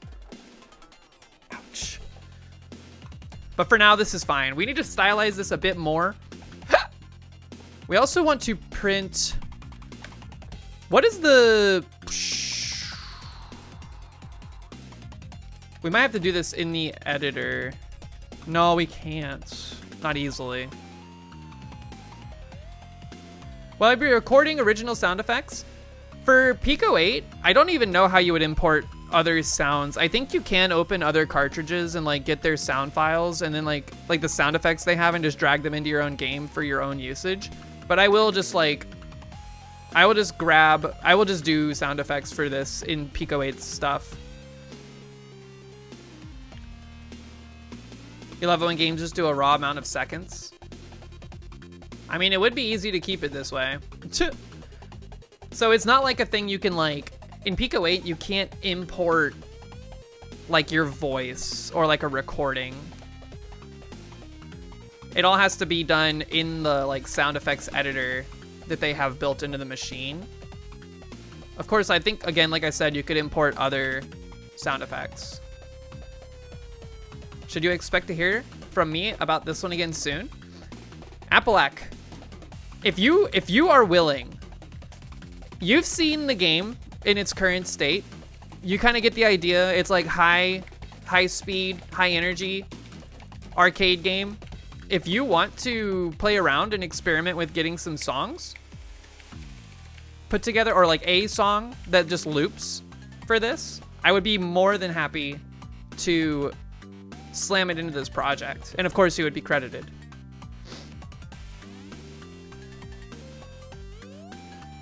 I feel like you could definitely conjure a song that would be more befitting of something like this than I could, because I'm... Sheesh. The drone one?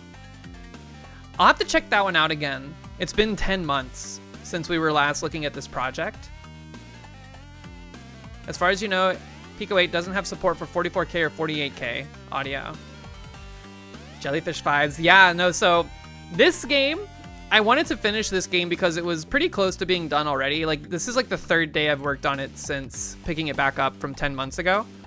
The next game that I'm cooking up in my brain right now for Pico-8 is going to be a little bit more like technically complex, just from like a Pico-8 cart management back and forth system.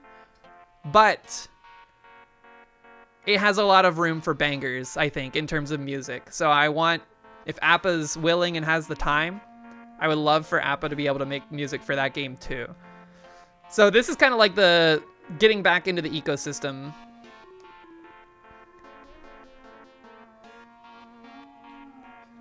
It's exciting. The idea that I'm cooking on, I think, is going to be really fun. Okay. I don't know if the game will be fun, but making it will be really fun, which is par for the course, I think. Okay. What are we doing? We need one more prompt. This screen, obviously, it needs like a lot. It needs a lot of work.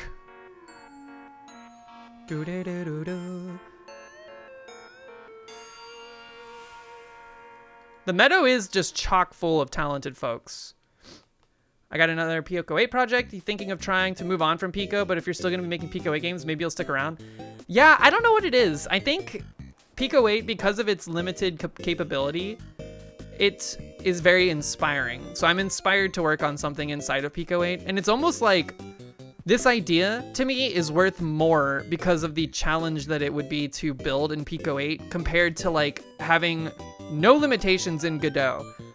I could build what I'm thinking of in Godot so easily, but that's not the point. That's not like the thing that's driving me to want to do it.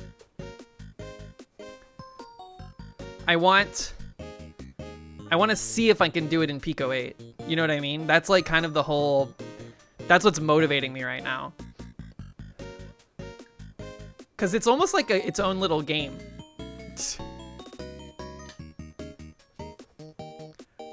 It's fun. Like, Pico-8's fun. If y'all are like even like a little bit intrigued by what you're looking at, it's worth just getting Pico-8 to see what other developers have made.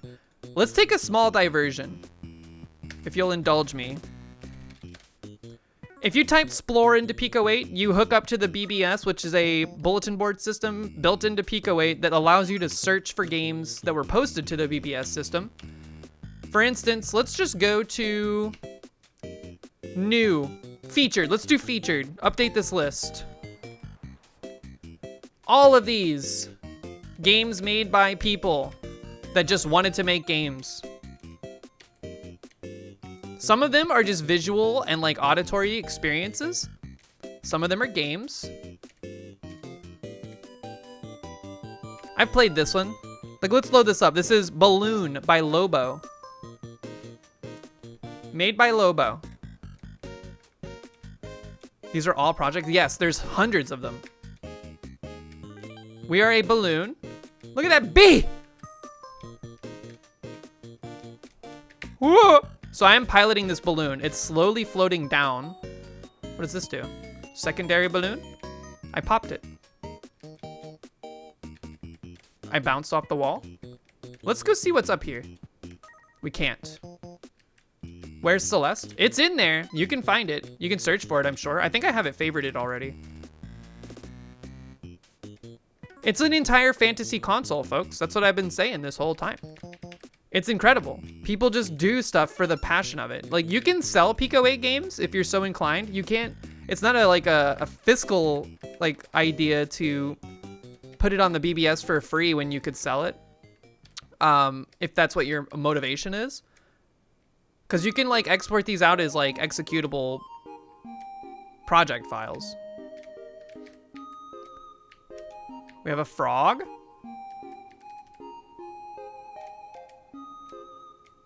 And, you know, they're like little bite-sized games, so not a lot of the developers that make them feel like they are necessarily worth selling. They're mostly for, like, padding your portfolio or, you know, the technical challenge, trying to get... I guess these are checkpoints. Bat! Can't get through there. This feels really good. Like, the physics simulation they have for this balloon feels really good. I popped. Can you export just the music sound effects? I believe so. For Pico-8, yes. For Pico-tron, not yet. And I'm waiting on them to be able to do that because Pico-tron actually has a really, really cool tracker built into it. Pico-8 also does, but the Pico-tron one is a lot more robust. But it can't export out audio files on their own yet. Pico-8, I think you can. Don't quote me on it. I'm sure the website specifies whether or not you can. So look into that if that's what you're interested in. But there's nothing saying you couldn't make something in Pico-8's tracker and then just record the audio output from it into like a DAW or something. Woo, woo. And then think of like the multi-layered chiptune tracks. We're gonna get crushed. All right, so that's one example. Let's go back to Explore. I just wanna look and see what else we got. Let's look at some of my favorites. Of course, we have My Game.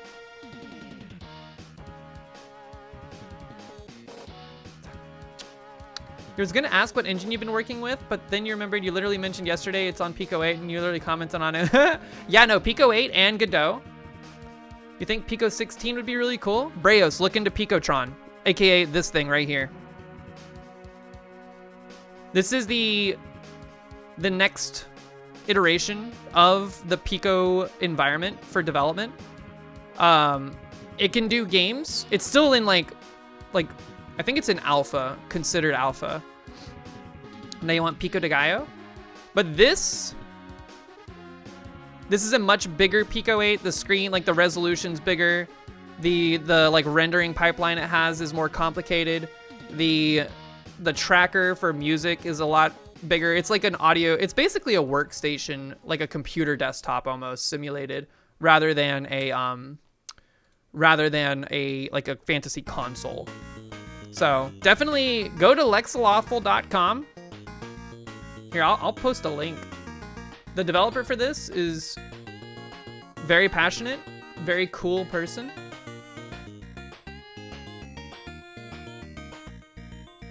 I'm just gonna send you to the Pico-8 website, but you can get to Pico-tron from there as well.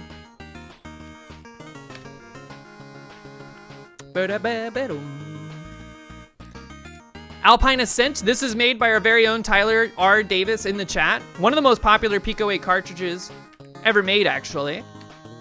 Oblivion Eve, look at this game, dude. This game is relatively recent. We'll update the cart. Look at this shit, dude. Controller recommended.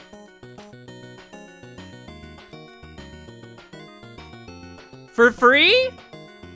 Can you add it to your bootloader? I'm unsure what a bootloader is, if I'm being completely honest with you.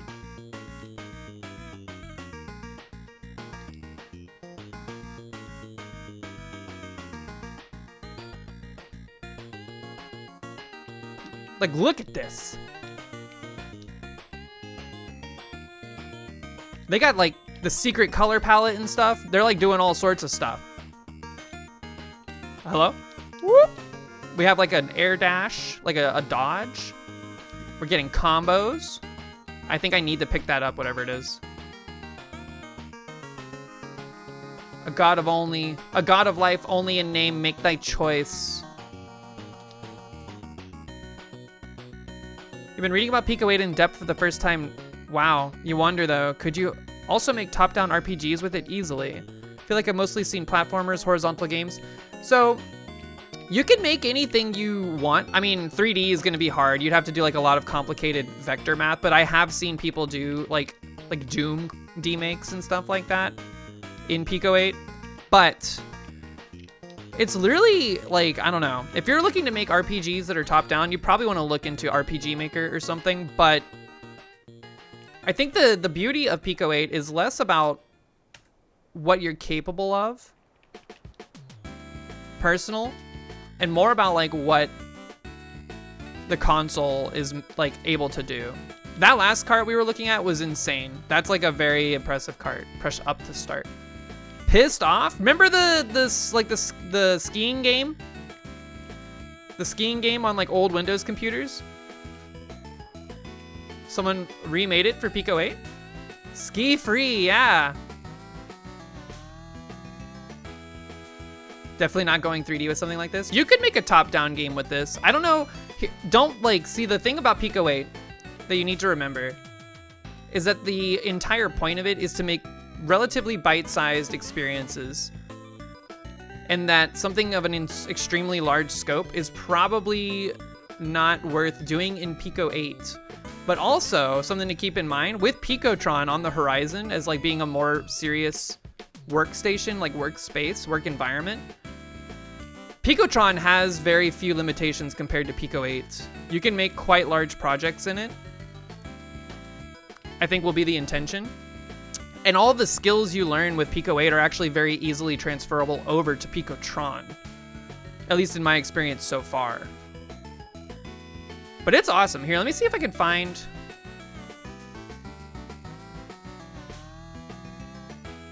I don't have it favorited. Look at this game. This game's crazy. The color work is so good. No Skyrim port. There might not be a Skyrim port, but there might be a demake.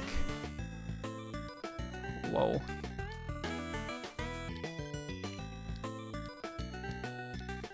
This game is like you need to climb high by jumping and like getting like attached to these balls. I died.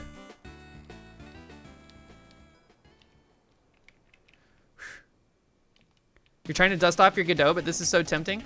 I have my ultimate recommendation, as per usual, is if you are feeling creatively stunted or lost, Pico-8 is an amazing platform for getting inspired.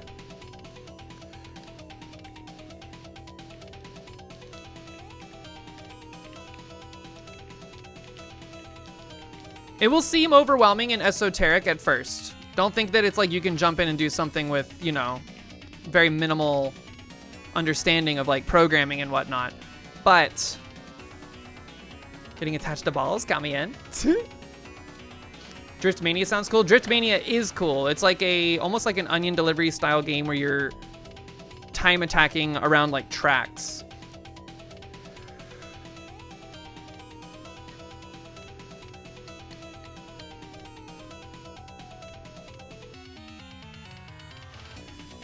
Would love to see it too. Godot's been one of those engines you've been considering for your first real project, though I think I'm still a bit too scared to commit to it.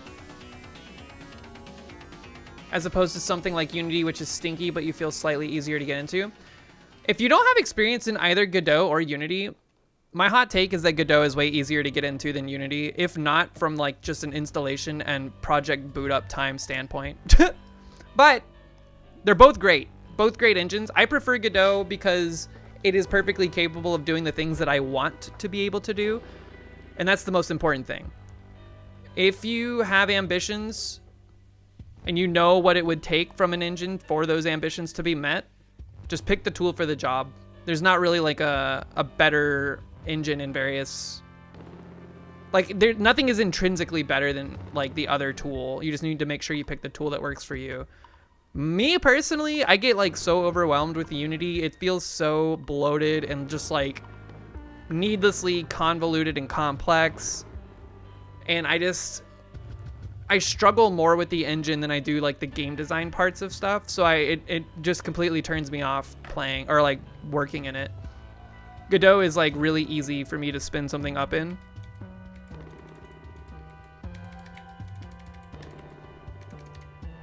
But that's me personally. Some people say the exact opposite about Godot. Scoop. And Pico-8, it takes a while to get into like a groove, like a design pattern that you like. Cause it's one of those, like, Lua is the scripting language it uses. Lua is very like kind of freestyle. You can kind of do a lot of different stuff differently with Lua. The whole Unity pulling the fees a while back turned you off a little bit.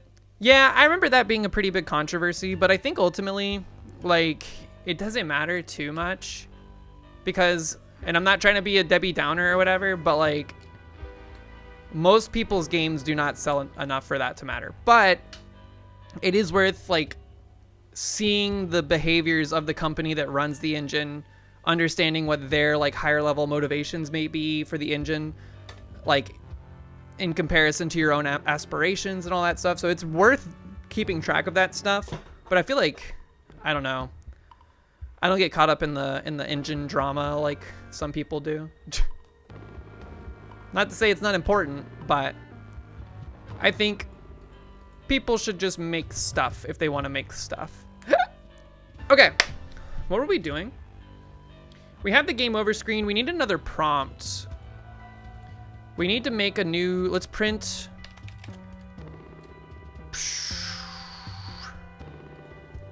What is it? How do you get the symbols?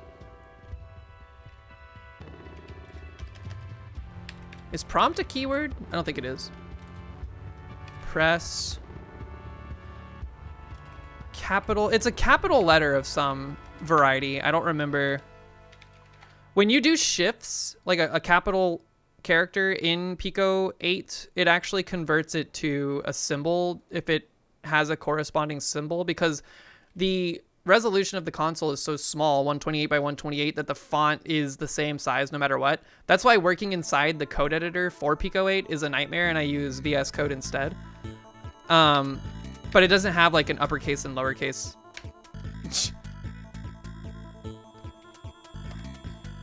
Here, just take this. Boom, boom, boom, beep. What am I doing? Prompt.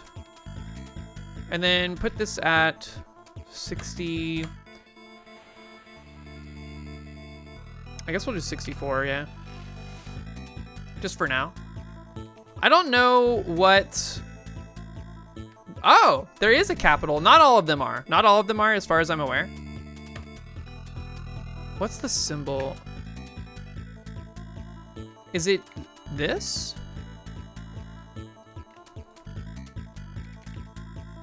No. See, that's not a... I guess that is a Z, actually. Maybe there is an uppercase and lowercase alphabet. I just forget. How to get... button symbols, Pico-8. It's real easy in the actual editor for Pico-8.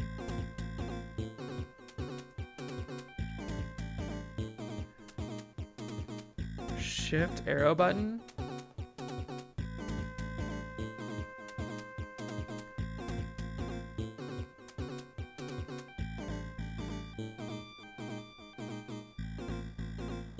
Here, I have an idea.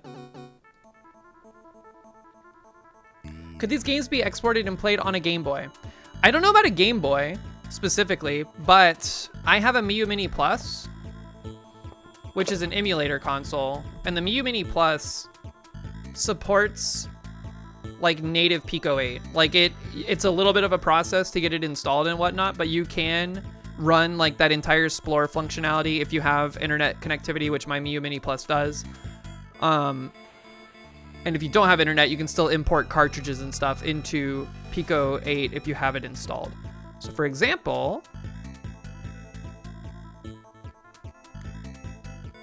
yeah, I wouldn't think Game Boy because it would have to like cross compile it to like basic and stuff like that. And then like the colors would get lost. It doesn't really matter. My game on a physical device that I own feels really good.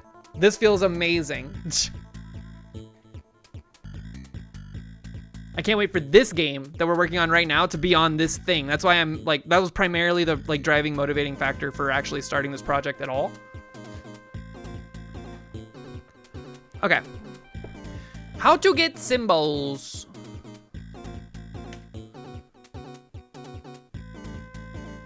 I have an idea. We'll just do it in here and backspace anything we do. Oh. X. X is X, the button.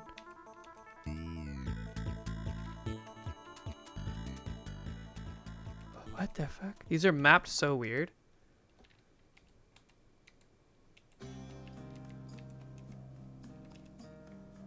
What? Ah!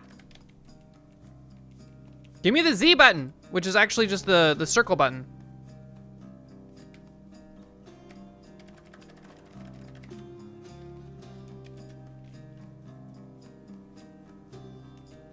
Ba-da-bum, bam, bum, bam, bum, bum, bum.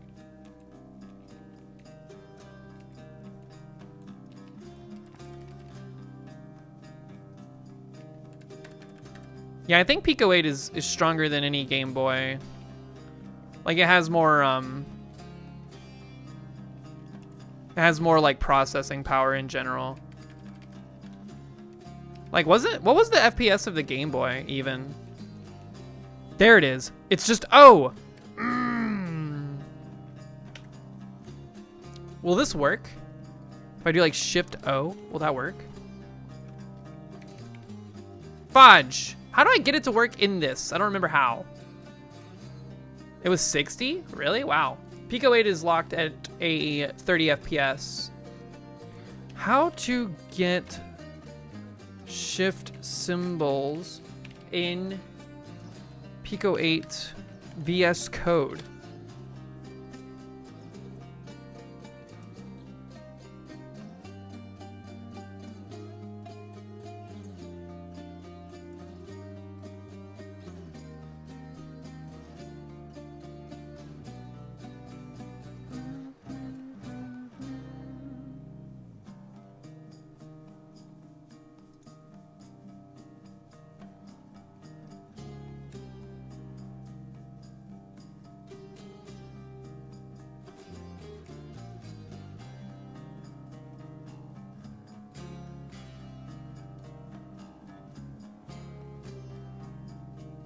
A better question would be, could you design a game to run on Game Boy? No, not for Pico-8. If that is your ambition, there are engines for that specifically that make it a lot easier than like the old school way of doing things. I've seen a few.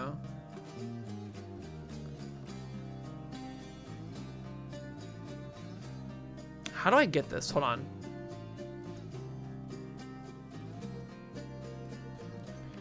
Print X button from VS Code Pico-8.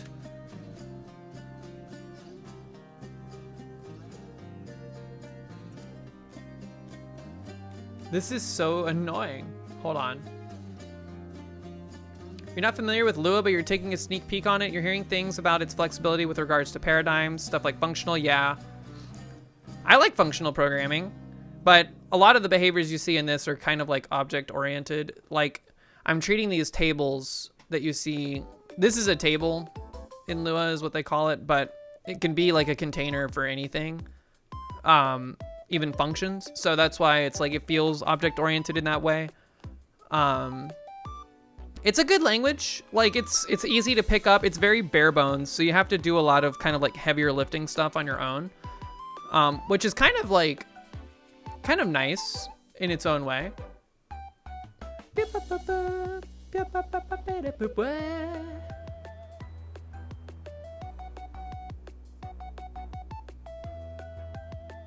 I don't know how I'm supposed to do this.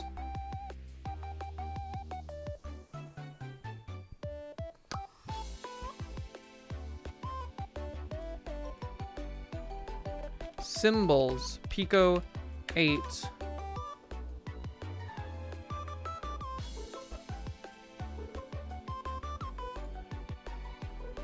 Oh!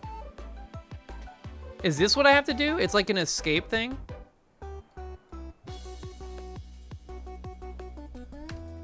Like this? Oh, that's what I wanted. Okay. Handy. Thank you for that. Handy website. You better like Zachtronics games? I don't know if I could tell you a Zachtronics game, being honest. Did they do that football game that's like turn-based football, but it's like space football? The only Zachtronics, like anytime I hear the word Zachtronics, I think of NL playing it on YouTube, like a handful of them every now and then.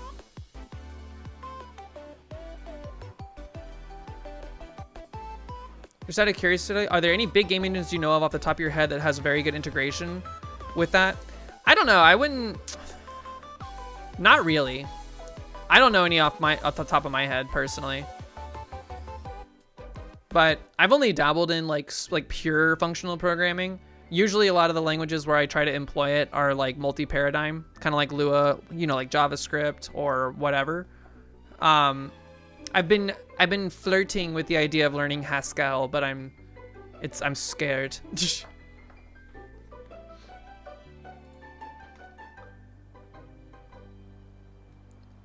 Space Chem, Magnus Opum, Shinzen IO. Those are those games. I remember Magnus Opum. I've never played them. Haskell's fun, but you don't remember much. I did like the on-site, like the website tutorial they have, and I was like, wow, this is cool. And then I never picked it up. They used to make low-level programming puzzle games.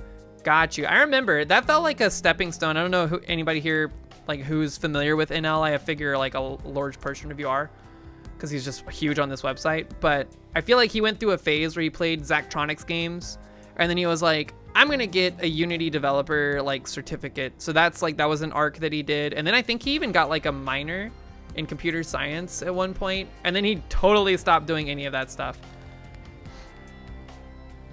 Okay, so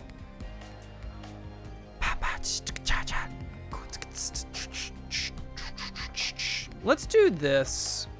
If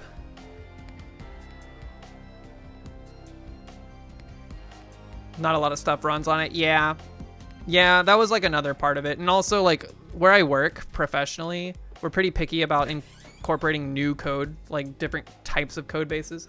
Hey. Hi. What up? Let's carry that ladder. You got the ladder? Yeah. Yes, I can fill the bird feeders. New shirt? New shirt. What is? That's a Pikmin, and it says nature is healing. I like it. Isn't it cute? Am I wearing anything else? Nope. Hi, baby. Hi. Hello, chat. Cool Mox. Hi, Proton. Hi, Tidge. Hi, Cool Tidge. I think you can post links, Mild. You can try it. Hi, Exovims. Bird feeders create bird flu hotspots right now. Bearded Joe, we already have 2 others. Hi, Platinum Fox. Hi, Doctor. DJ, Dr. C. Yay! Hi, 123. Hi, Appa. Appa, is it tomorrow? How is the future? Everything good? Hi, Jellyfish. Have you guys seen this scarf? Zeph made me this scarf. I made that scarf. Zeph made my scarf. And I made my hat. Okay.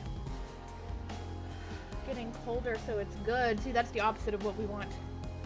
Harry Potter. Yeah, very Harry Potter. It's my Harry Potter shirt. Doctor Who, so true, so true. You want to see it? Yeah, I do. Oh, I guess it is wind is good. Nope. I don't know what's happening. I'm collecting the white orb while getting to the white wall for safety. The more white orbs I pick up during the timer at the bottom running, the more points they're worth. So it's like a risk risk management, fast gameplay, score chasing arcade game. How often do the interiors move?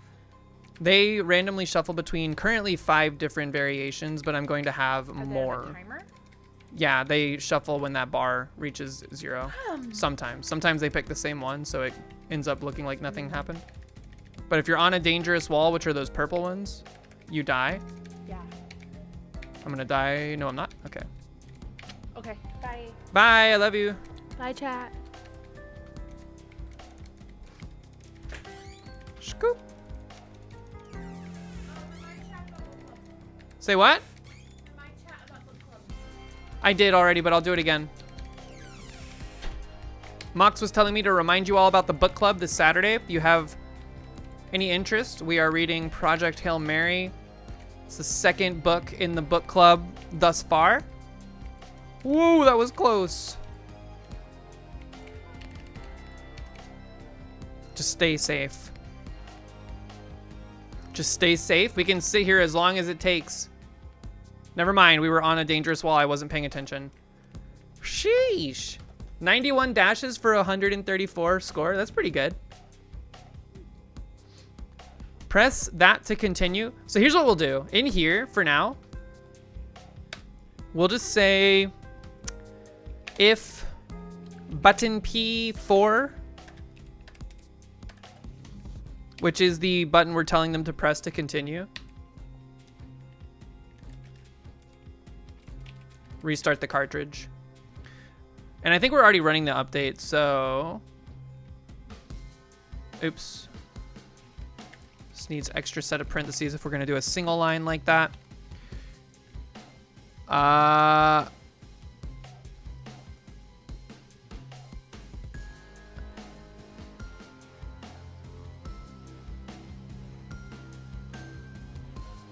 Line 13, if...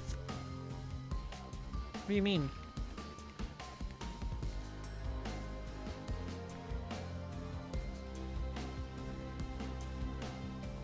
Is that a Tom Clancy? No, it's not.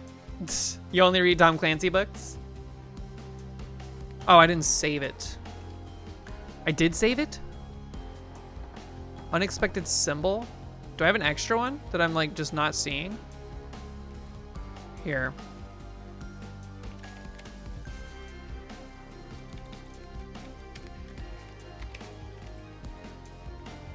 What? Oh. I started an if statement and I never finished it.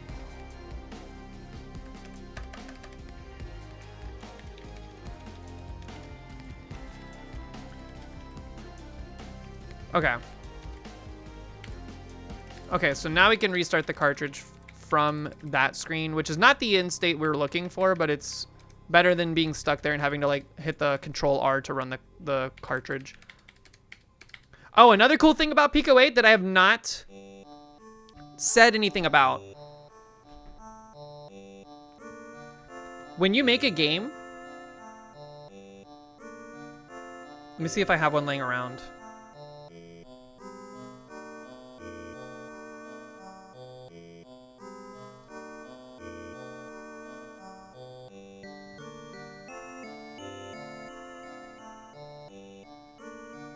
I'm looking.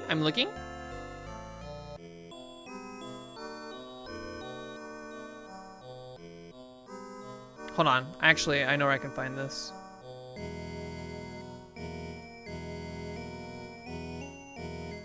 Scroll way back!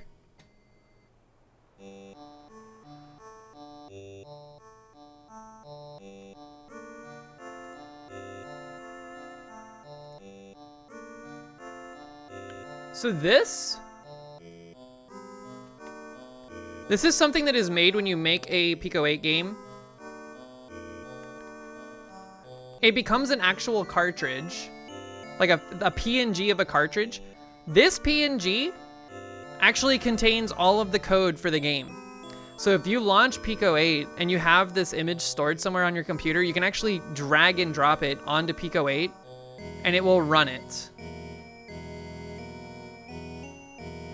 Let me demonstrate real quick because I think it's such a fun little feature of Pico-8.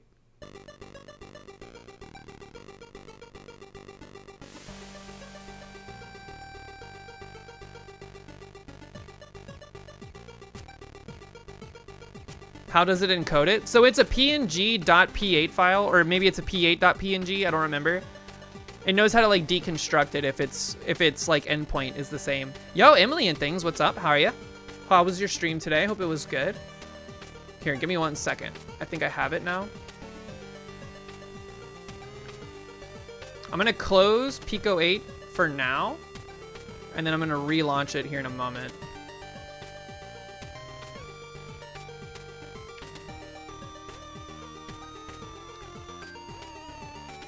There's no way to minimize you, huh?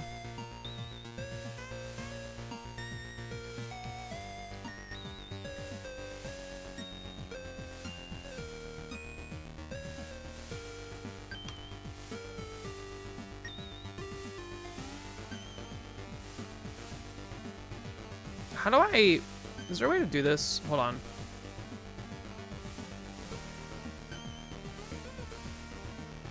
I want to show my desktop, but I can't because the Meadow is full screen, but I didn't make it so that it could be windowed. Nope. Been playing Trick Shot Sim. It's like if NFTs were actually cool and not just a scam. Yeah, but they're also not unique. Like the cartridge is shareable between anybody anywhere. All right, so here's what I'm gonna do. I'm just gonna have a Finder window open.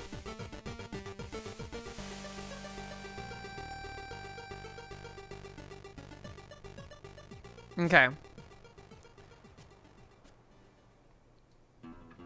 You know what? Let me just show you the whole boot up. So this is what it looks like. Oops. Here's my cartridge. It's on my desktop, just chilling. Pay no mind to the Meadow folder. We boot up Pico-8. It's chilling here like that. Loaded the cartridge. Hit run. Boom. It's like you just slotted it into the machine. Isn't that sick? It's so cool. And it just chills on my computer as like a PNG.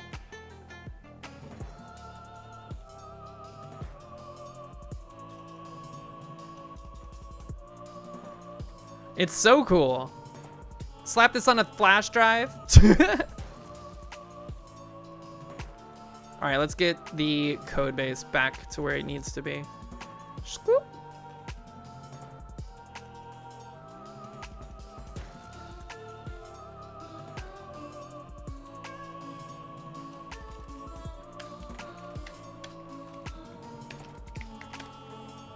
Okay, and now we're back. This game doesn't have the PNG cartridge yet because it's you have to like manually create those when you're exporting. It's just a command you have to run. It's not hard. But it's just another like little fun feature that they added for this fantasy console.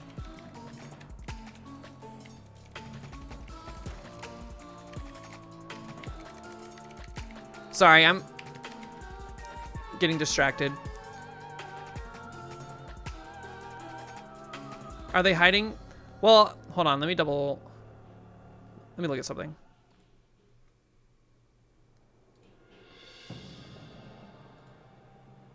So you see how the PNG, look at this. So it's a conveyor.p8 file, but it's actually a file type of PNG. I think what ends up happening is like the Pico-8 data is stored as file data, but the display element for it is PNG. So when it is dragged onto the Pico-8 window, it recognizes whether or not it's a Pico-8 file, and then it just like strips off the PNG and it loads the code that's like baked into the PNG's data. P8 is stored in the balls?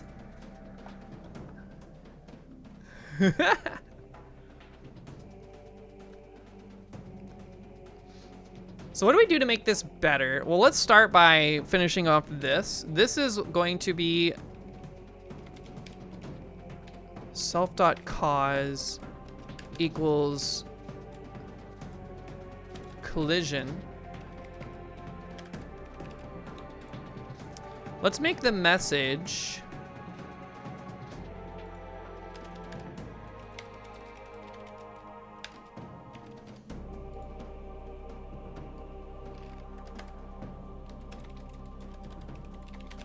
we're gonna make it equal you smashed when you should have dashed.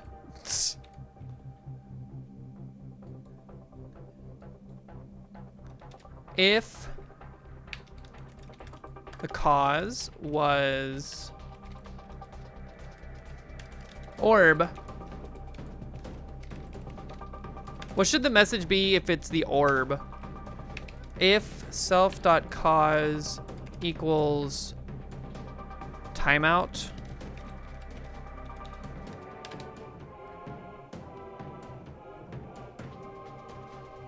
They're storing it as 16-bit color. Unknown. Also, another thing about Pico-8 that I'm gonna keep gushing. All of these games, you run them, you load them into your console, sure.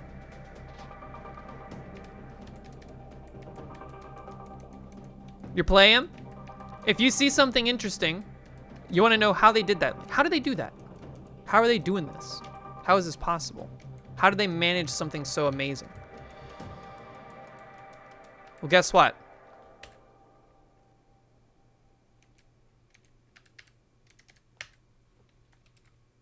Whoop.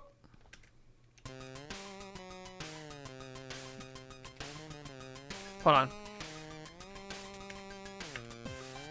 You have everything. This is their code. Granted, very difficult to read in this editor. You have their code. You have their sprites. This is their entire sprite sheet for the game.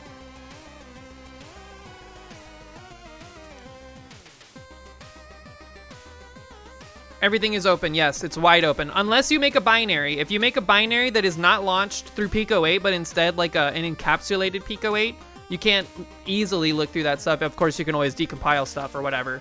But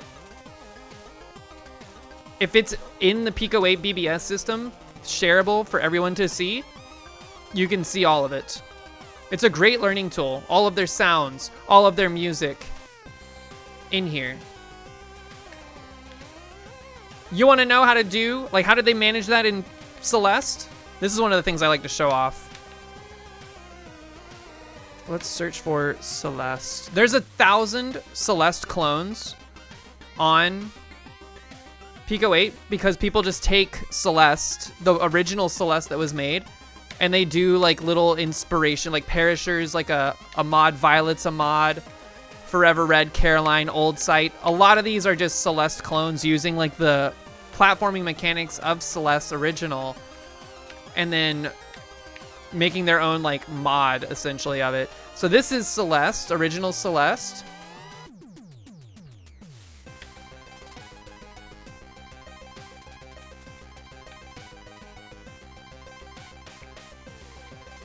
Oh.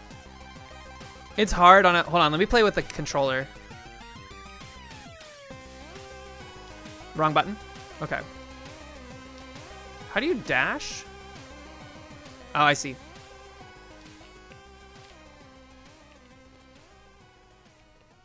You don't see any potential in this?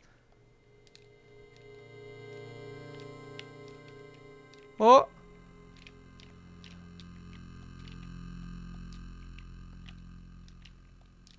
It is crazy that this became the Celeste we all know and love. It's inspiring, right?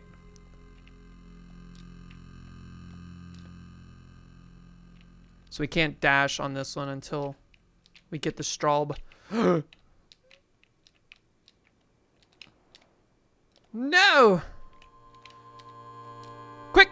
No. But either way, you play that, you're having a good time with it. You've already loaded it into your console. Hit escape a couple times. Now you can see the entire code base for Celeste. Sprite sheets. The map editor. Which, for Celeste, is very interesting. This looks insane, does it not?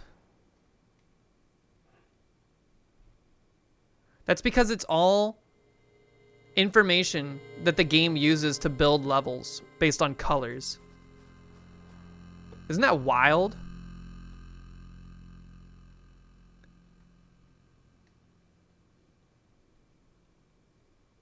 Like, they're doing logical operations against this map.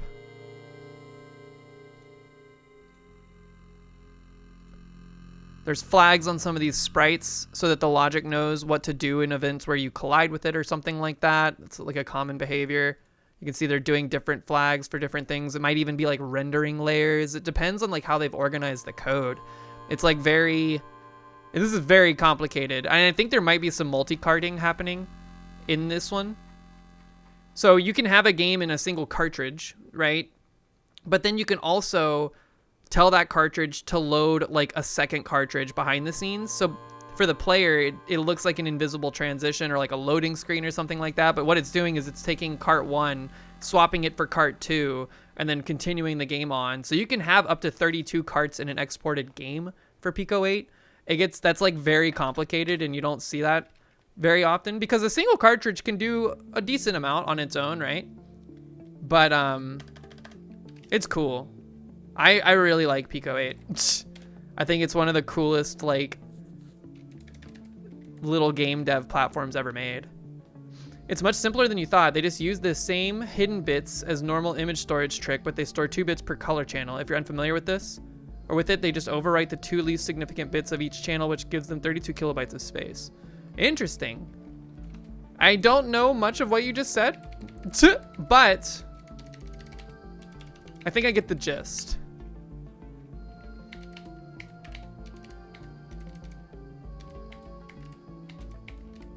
Also worth mentioning, the Pico-8 community, I haven't like fully made myself a presence in the Pico-8 community, but like the website for Pico-8 has that bulletin board system, which is how you like distribute games.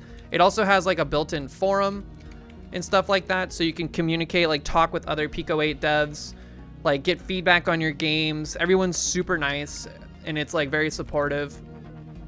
It's just a good ecosystem.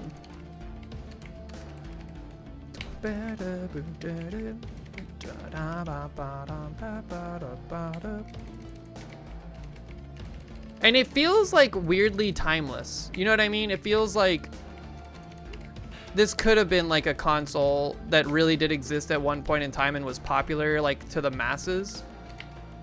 But now it's like a secret, like a well-kept secret.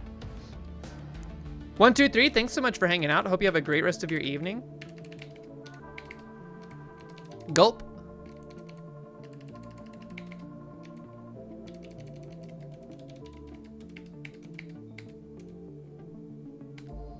And it's been out for years. This has been around for a long time.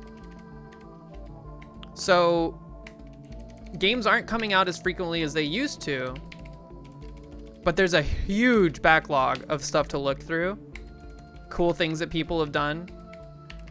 And the sky's the limit for what you can create too. Well, maybe not the sky. There are limitations. Ah, I died.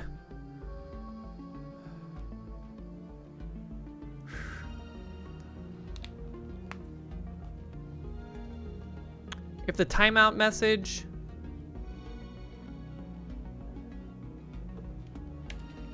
the danger wall claims another, and then orb,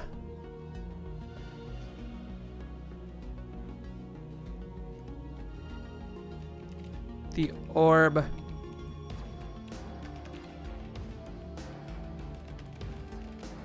you really ought, is that how you spell ought? No, ought, A-U-G-H-T, right? Ought to ponder the orb. Is this my first game? No, there's actually, I have made one game in Pico-8. It's called Conveyor. It's on my itch.io. I think you can get there by just hitting this command. This will take you to a different game that I've built in Godot with a partner. But my itch.io page is on there, and you can go to my other games. Oh, exclamation point Conveyor, never mind. That's a Pico-8 game. You can play it in your browser right now.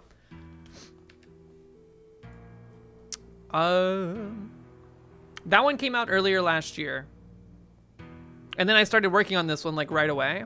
But then I stopped because I got distracted, or maybe I just lost creative juice. It happens, it ebbs and flows. And then I'm picking it back up, we're polishing up, and we're finishing it. What? Oh. Scoop. So now we die different ways. Like danger wall. The danger wall claims another. Crash into a wall. We need to break this into multiple levels because it doesn't automatically wrap.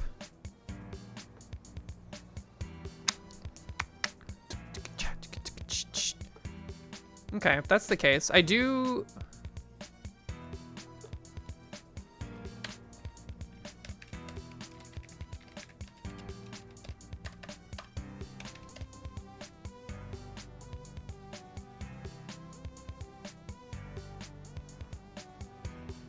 Here, we'll do this. You smashed when you will be the end of this message with a space. And then message 2 will equal that. So it has something. And then real quick, kill the orb. We need to do it for the orb too. You really ought to...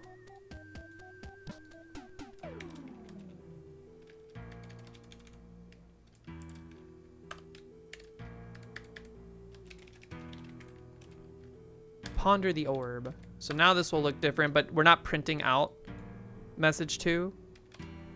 So here's what I think. Let's do this one at like 20... do this at 24.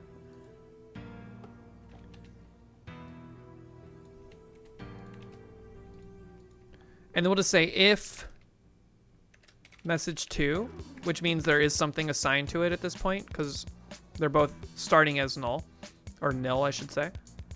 We'll print message 2 at 32. So now when the orb explodes, you really ought to ponder the orb is the message you're met with. I also think we'll pad these out a little bit more. I also want like sound effect or like a particle effect to be like playing around on this screen. I want to have drop shadows for the text that you see. Because right now, like all of the text, I don't know if it's easily noticeable, but in the game, there's drop shadows on the text that is visible. It's very dark for like the score, but it is there. And then of course danger and safety have like the similar kind of thing going on the right hand side of the screen.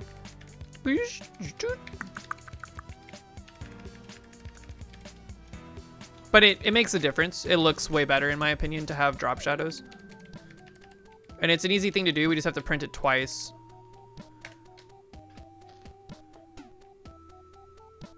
What do we need to do? You smashed when you should have dashed. Crash into a wall, please. You smashed when you should have dashed. Okay. Give me, this is 32. Give me 48 here. 56 here. And then this will be 64. And this will be 72. Actually, let's do 80. Let me get like a different spacing.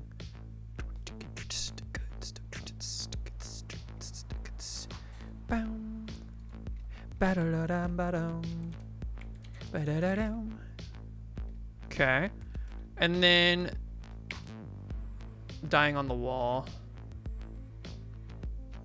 The danger wall. I think it needs to be split up. Because it's too butted up on the screen. Like we have some natural padding with like the flow. Dum. Ba-da-da-dum-ba-dum. Hey-da-da-dum. Bum. I guess we don't need spaces. Why am I adding space to these? That's actually gonna create padding issues or like centering issues. They're on a different line. And I'll design this like page so that it looks better. Dum. Ba-da-da-dum-ba-dum. The danger wall claims another.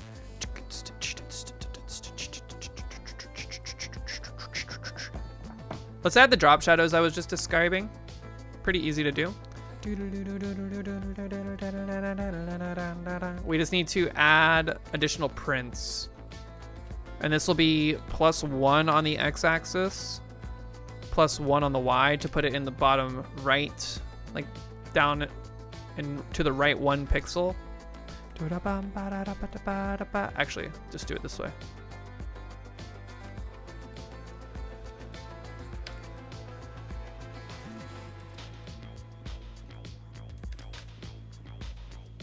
Wait, no. 1 and then another.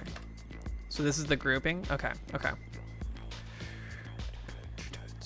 This actually isn't gonna work here. No, it will. This is our X and Y calculation. Okay.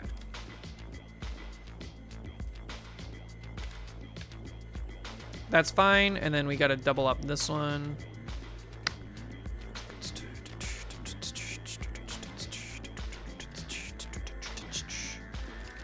Gotta double up this one. We also need to change the color. That's the whole point of this whole thing, but we'll do that after calculating all of these. Boom.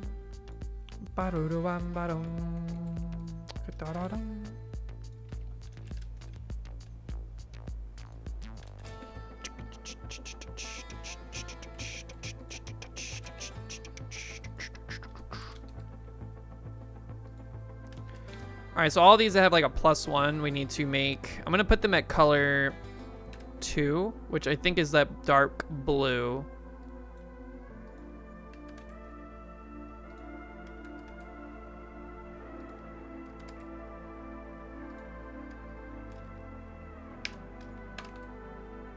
That's an exclamation point.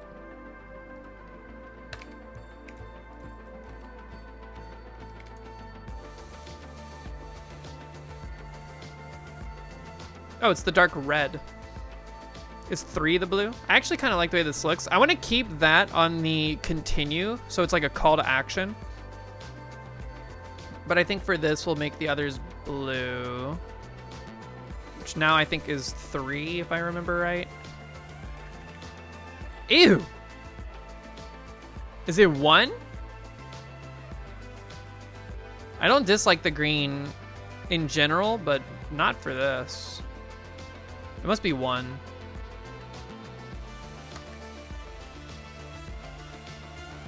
Got that Trix yogurt looking. Uh-oh.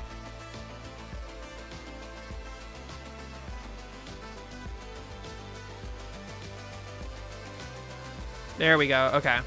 It's subtle. It's like almost imperceptible on the stream window, but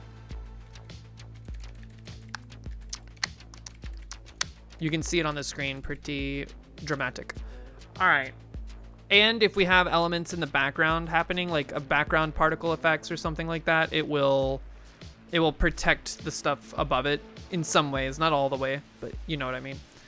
All right, so that's looking good.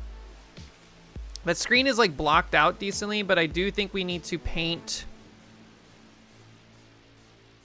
We need to paint some stuff in the corners, ideally. You know what we need? We need like a game over part of the map. So in the map, we have like all of these. So this is where like the gates get drawn, or like they're set up in here. And then the logic picks randomly a portion of this to draw to the screen. It's very confusing to look at, trust me on this. But we can pick like the final frame to run through. for the score, which will just essentially allow us to have like the border. I want to get rid of everything else. But like the little white corner like plates that we have, I would like to still paint. And it starts on tile 11248. So let's in here. It's gonna be 112 divided by 8, 48 divided by 8, which is 6, but let's just do the math.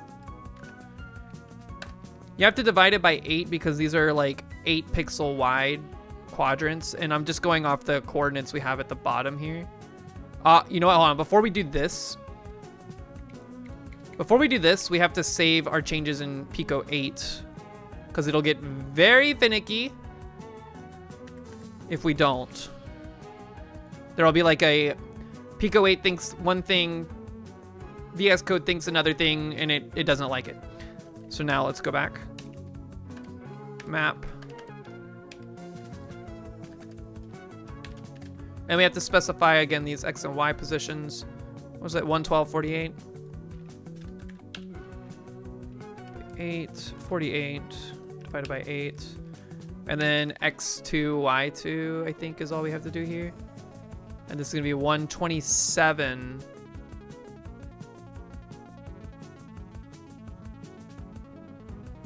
Is that true? 127.63? It's like, it's 0 index, so maybe I'm actually off by 1 pixel here. We'll see.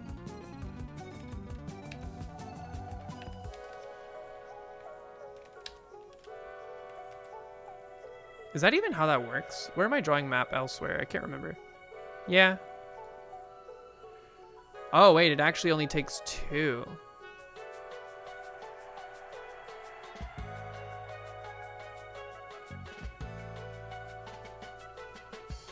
What? Hold on, give me the map function in Pico-8.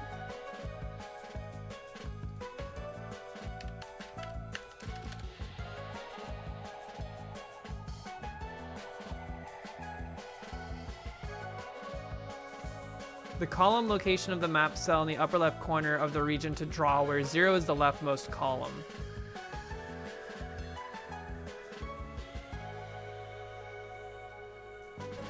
Okay.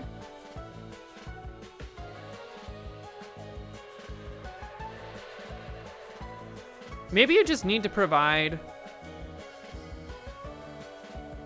the first 2, and then it knows to paint an entire 128 by 128, because it doesn't have any reason. You can't do like sub maps, I think. So maybe we just do these first 2.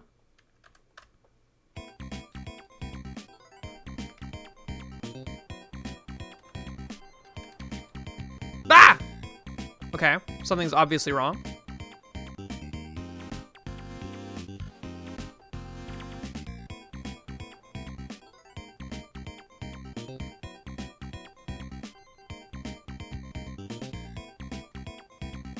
Let me do some quick looking here. What is this?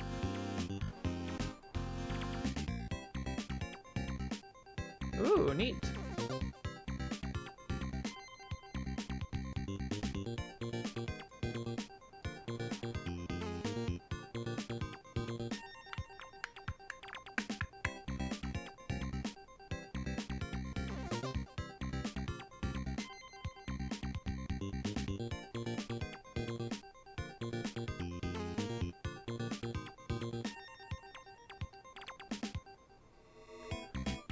Draws a portion of the map to the graphics buffer.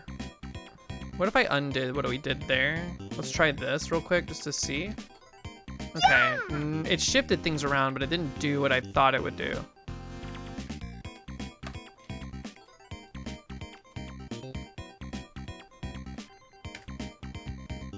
I am confuzzed. Hold on, run this again.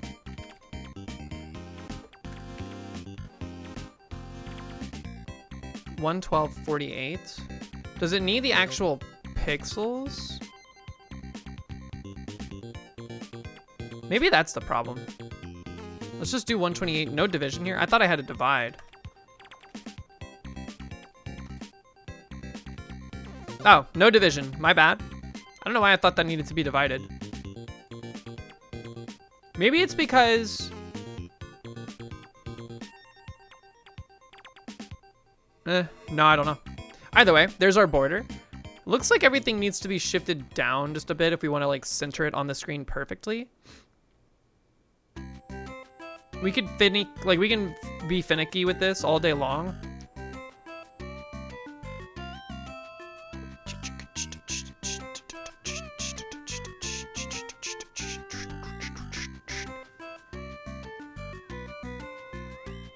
Let me think. What do we want to like make this look cooler? Dum dum dum dum dum.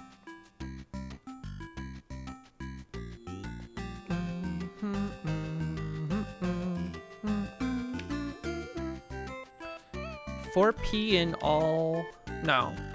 4B in all background effects. Do this. Well, the counter's not running, so no background effects are actually being created. So actually, we have like a world is our oyster type situation in kind of a bad way. This is fine. I will add a couple of pixels to each Y coordinate here, and I think that might do enough to center it better.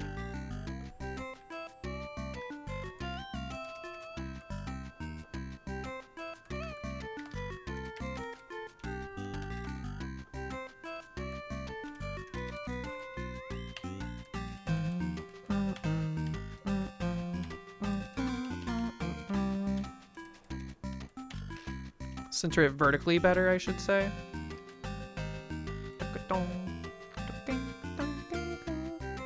That looks like it did nothing. Maybe it did a little, just not enough. Go to 28.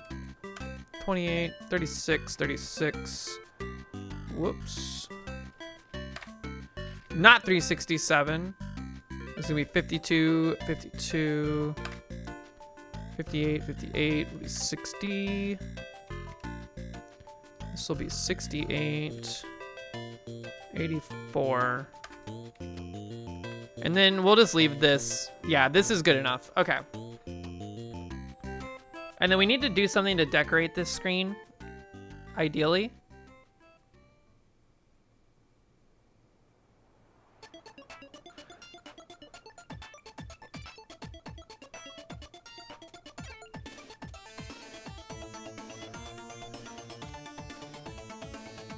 I'm trying to think of like, there's ways to get like pixel colors on the screen and then bleed them down.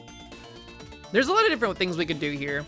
I think the main thing we should do is probably get the next thing we should focus on in the next development stream, which will probably be tomorrow if I had to guess. We need to work on getting the high scores information like saved in like the memory of the Pico-8 console, and then also that way it persists across game launches. And then also like stylizing or putting together the high score display. Which shouldn't be too bad. Shouldn't be too bad. All right. Well, that being said, folks, I think this is gonna be where we wrap it up for today. We're getting into like the nitty gritty for stuff. And I feel like we didn't do much in the way of like development for it today. We did a lot of like play testing. We need to do more danger wall, like our gate creation. There needs to be, again, the save information needs to take place. There's a lot that needs to be done still, but we're very close. It's just kind of the less flashy stuff. A lot of the visual stuff is already done.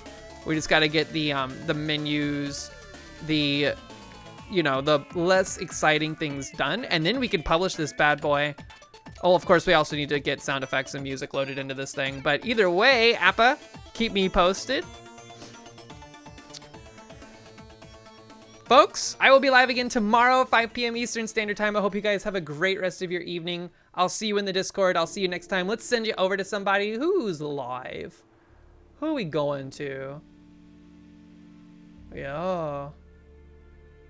There's a lot of people live tonight. We're spoiled for choice. Let's see.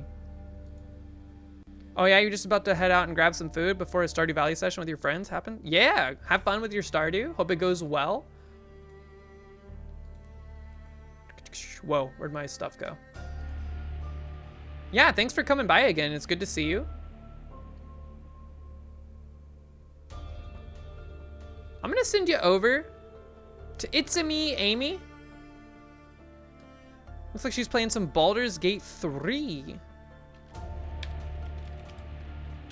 I think she's been playing multiplayer with Dr. Gene Bean, perhaps.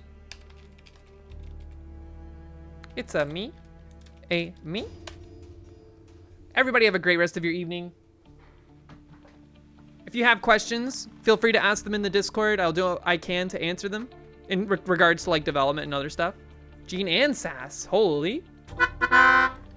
It's the wifey stream, the Baldur's Gate wifey run.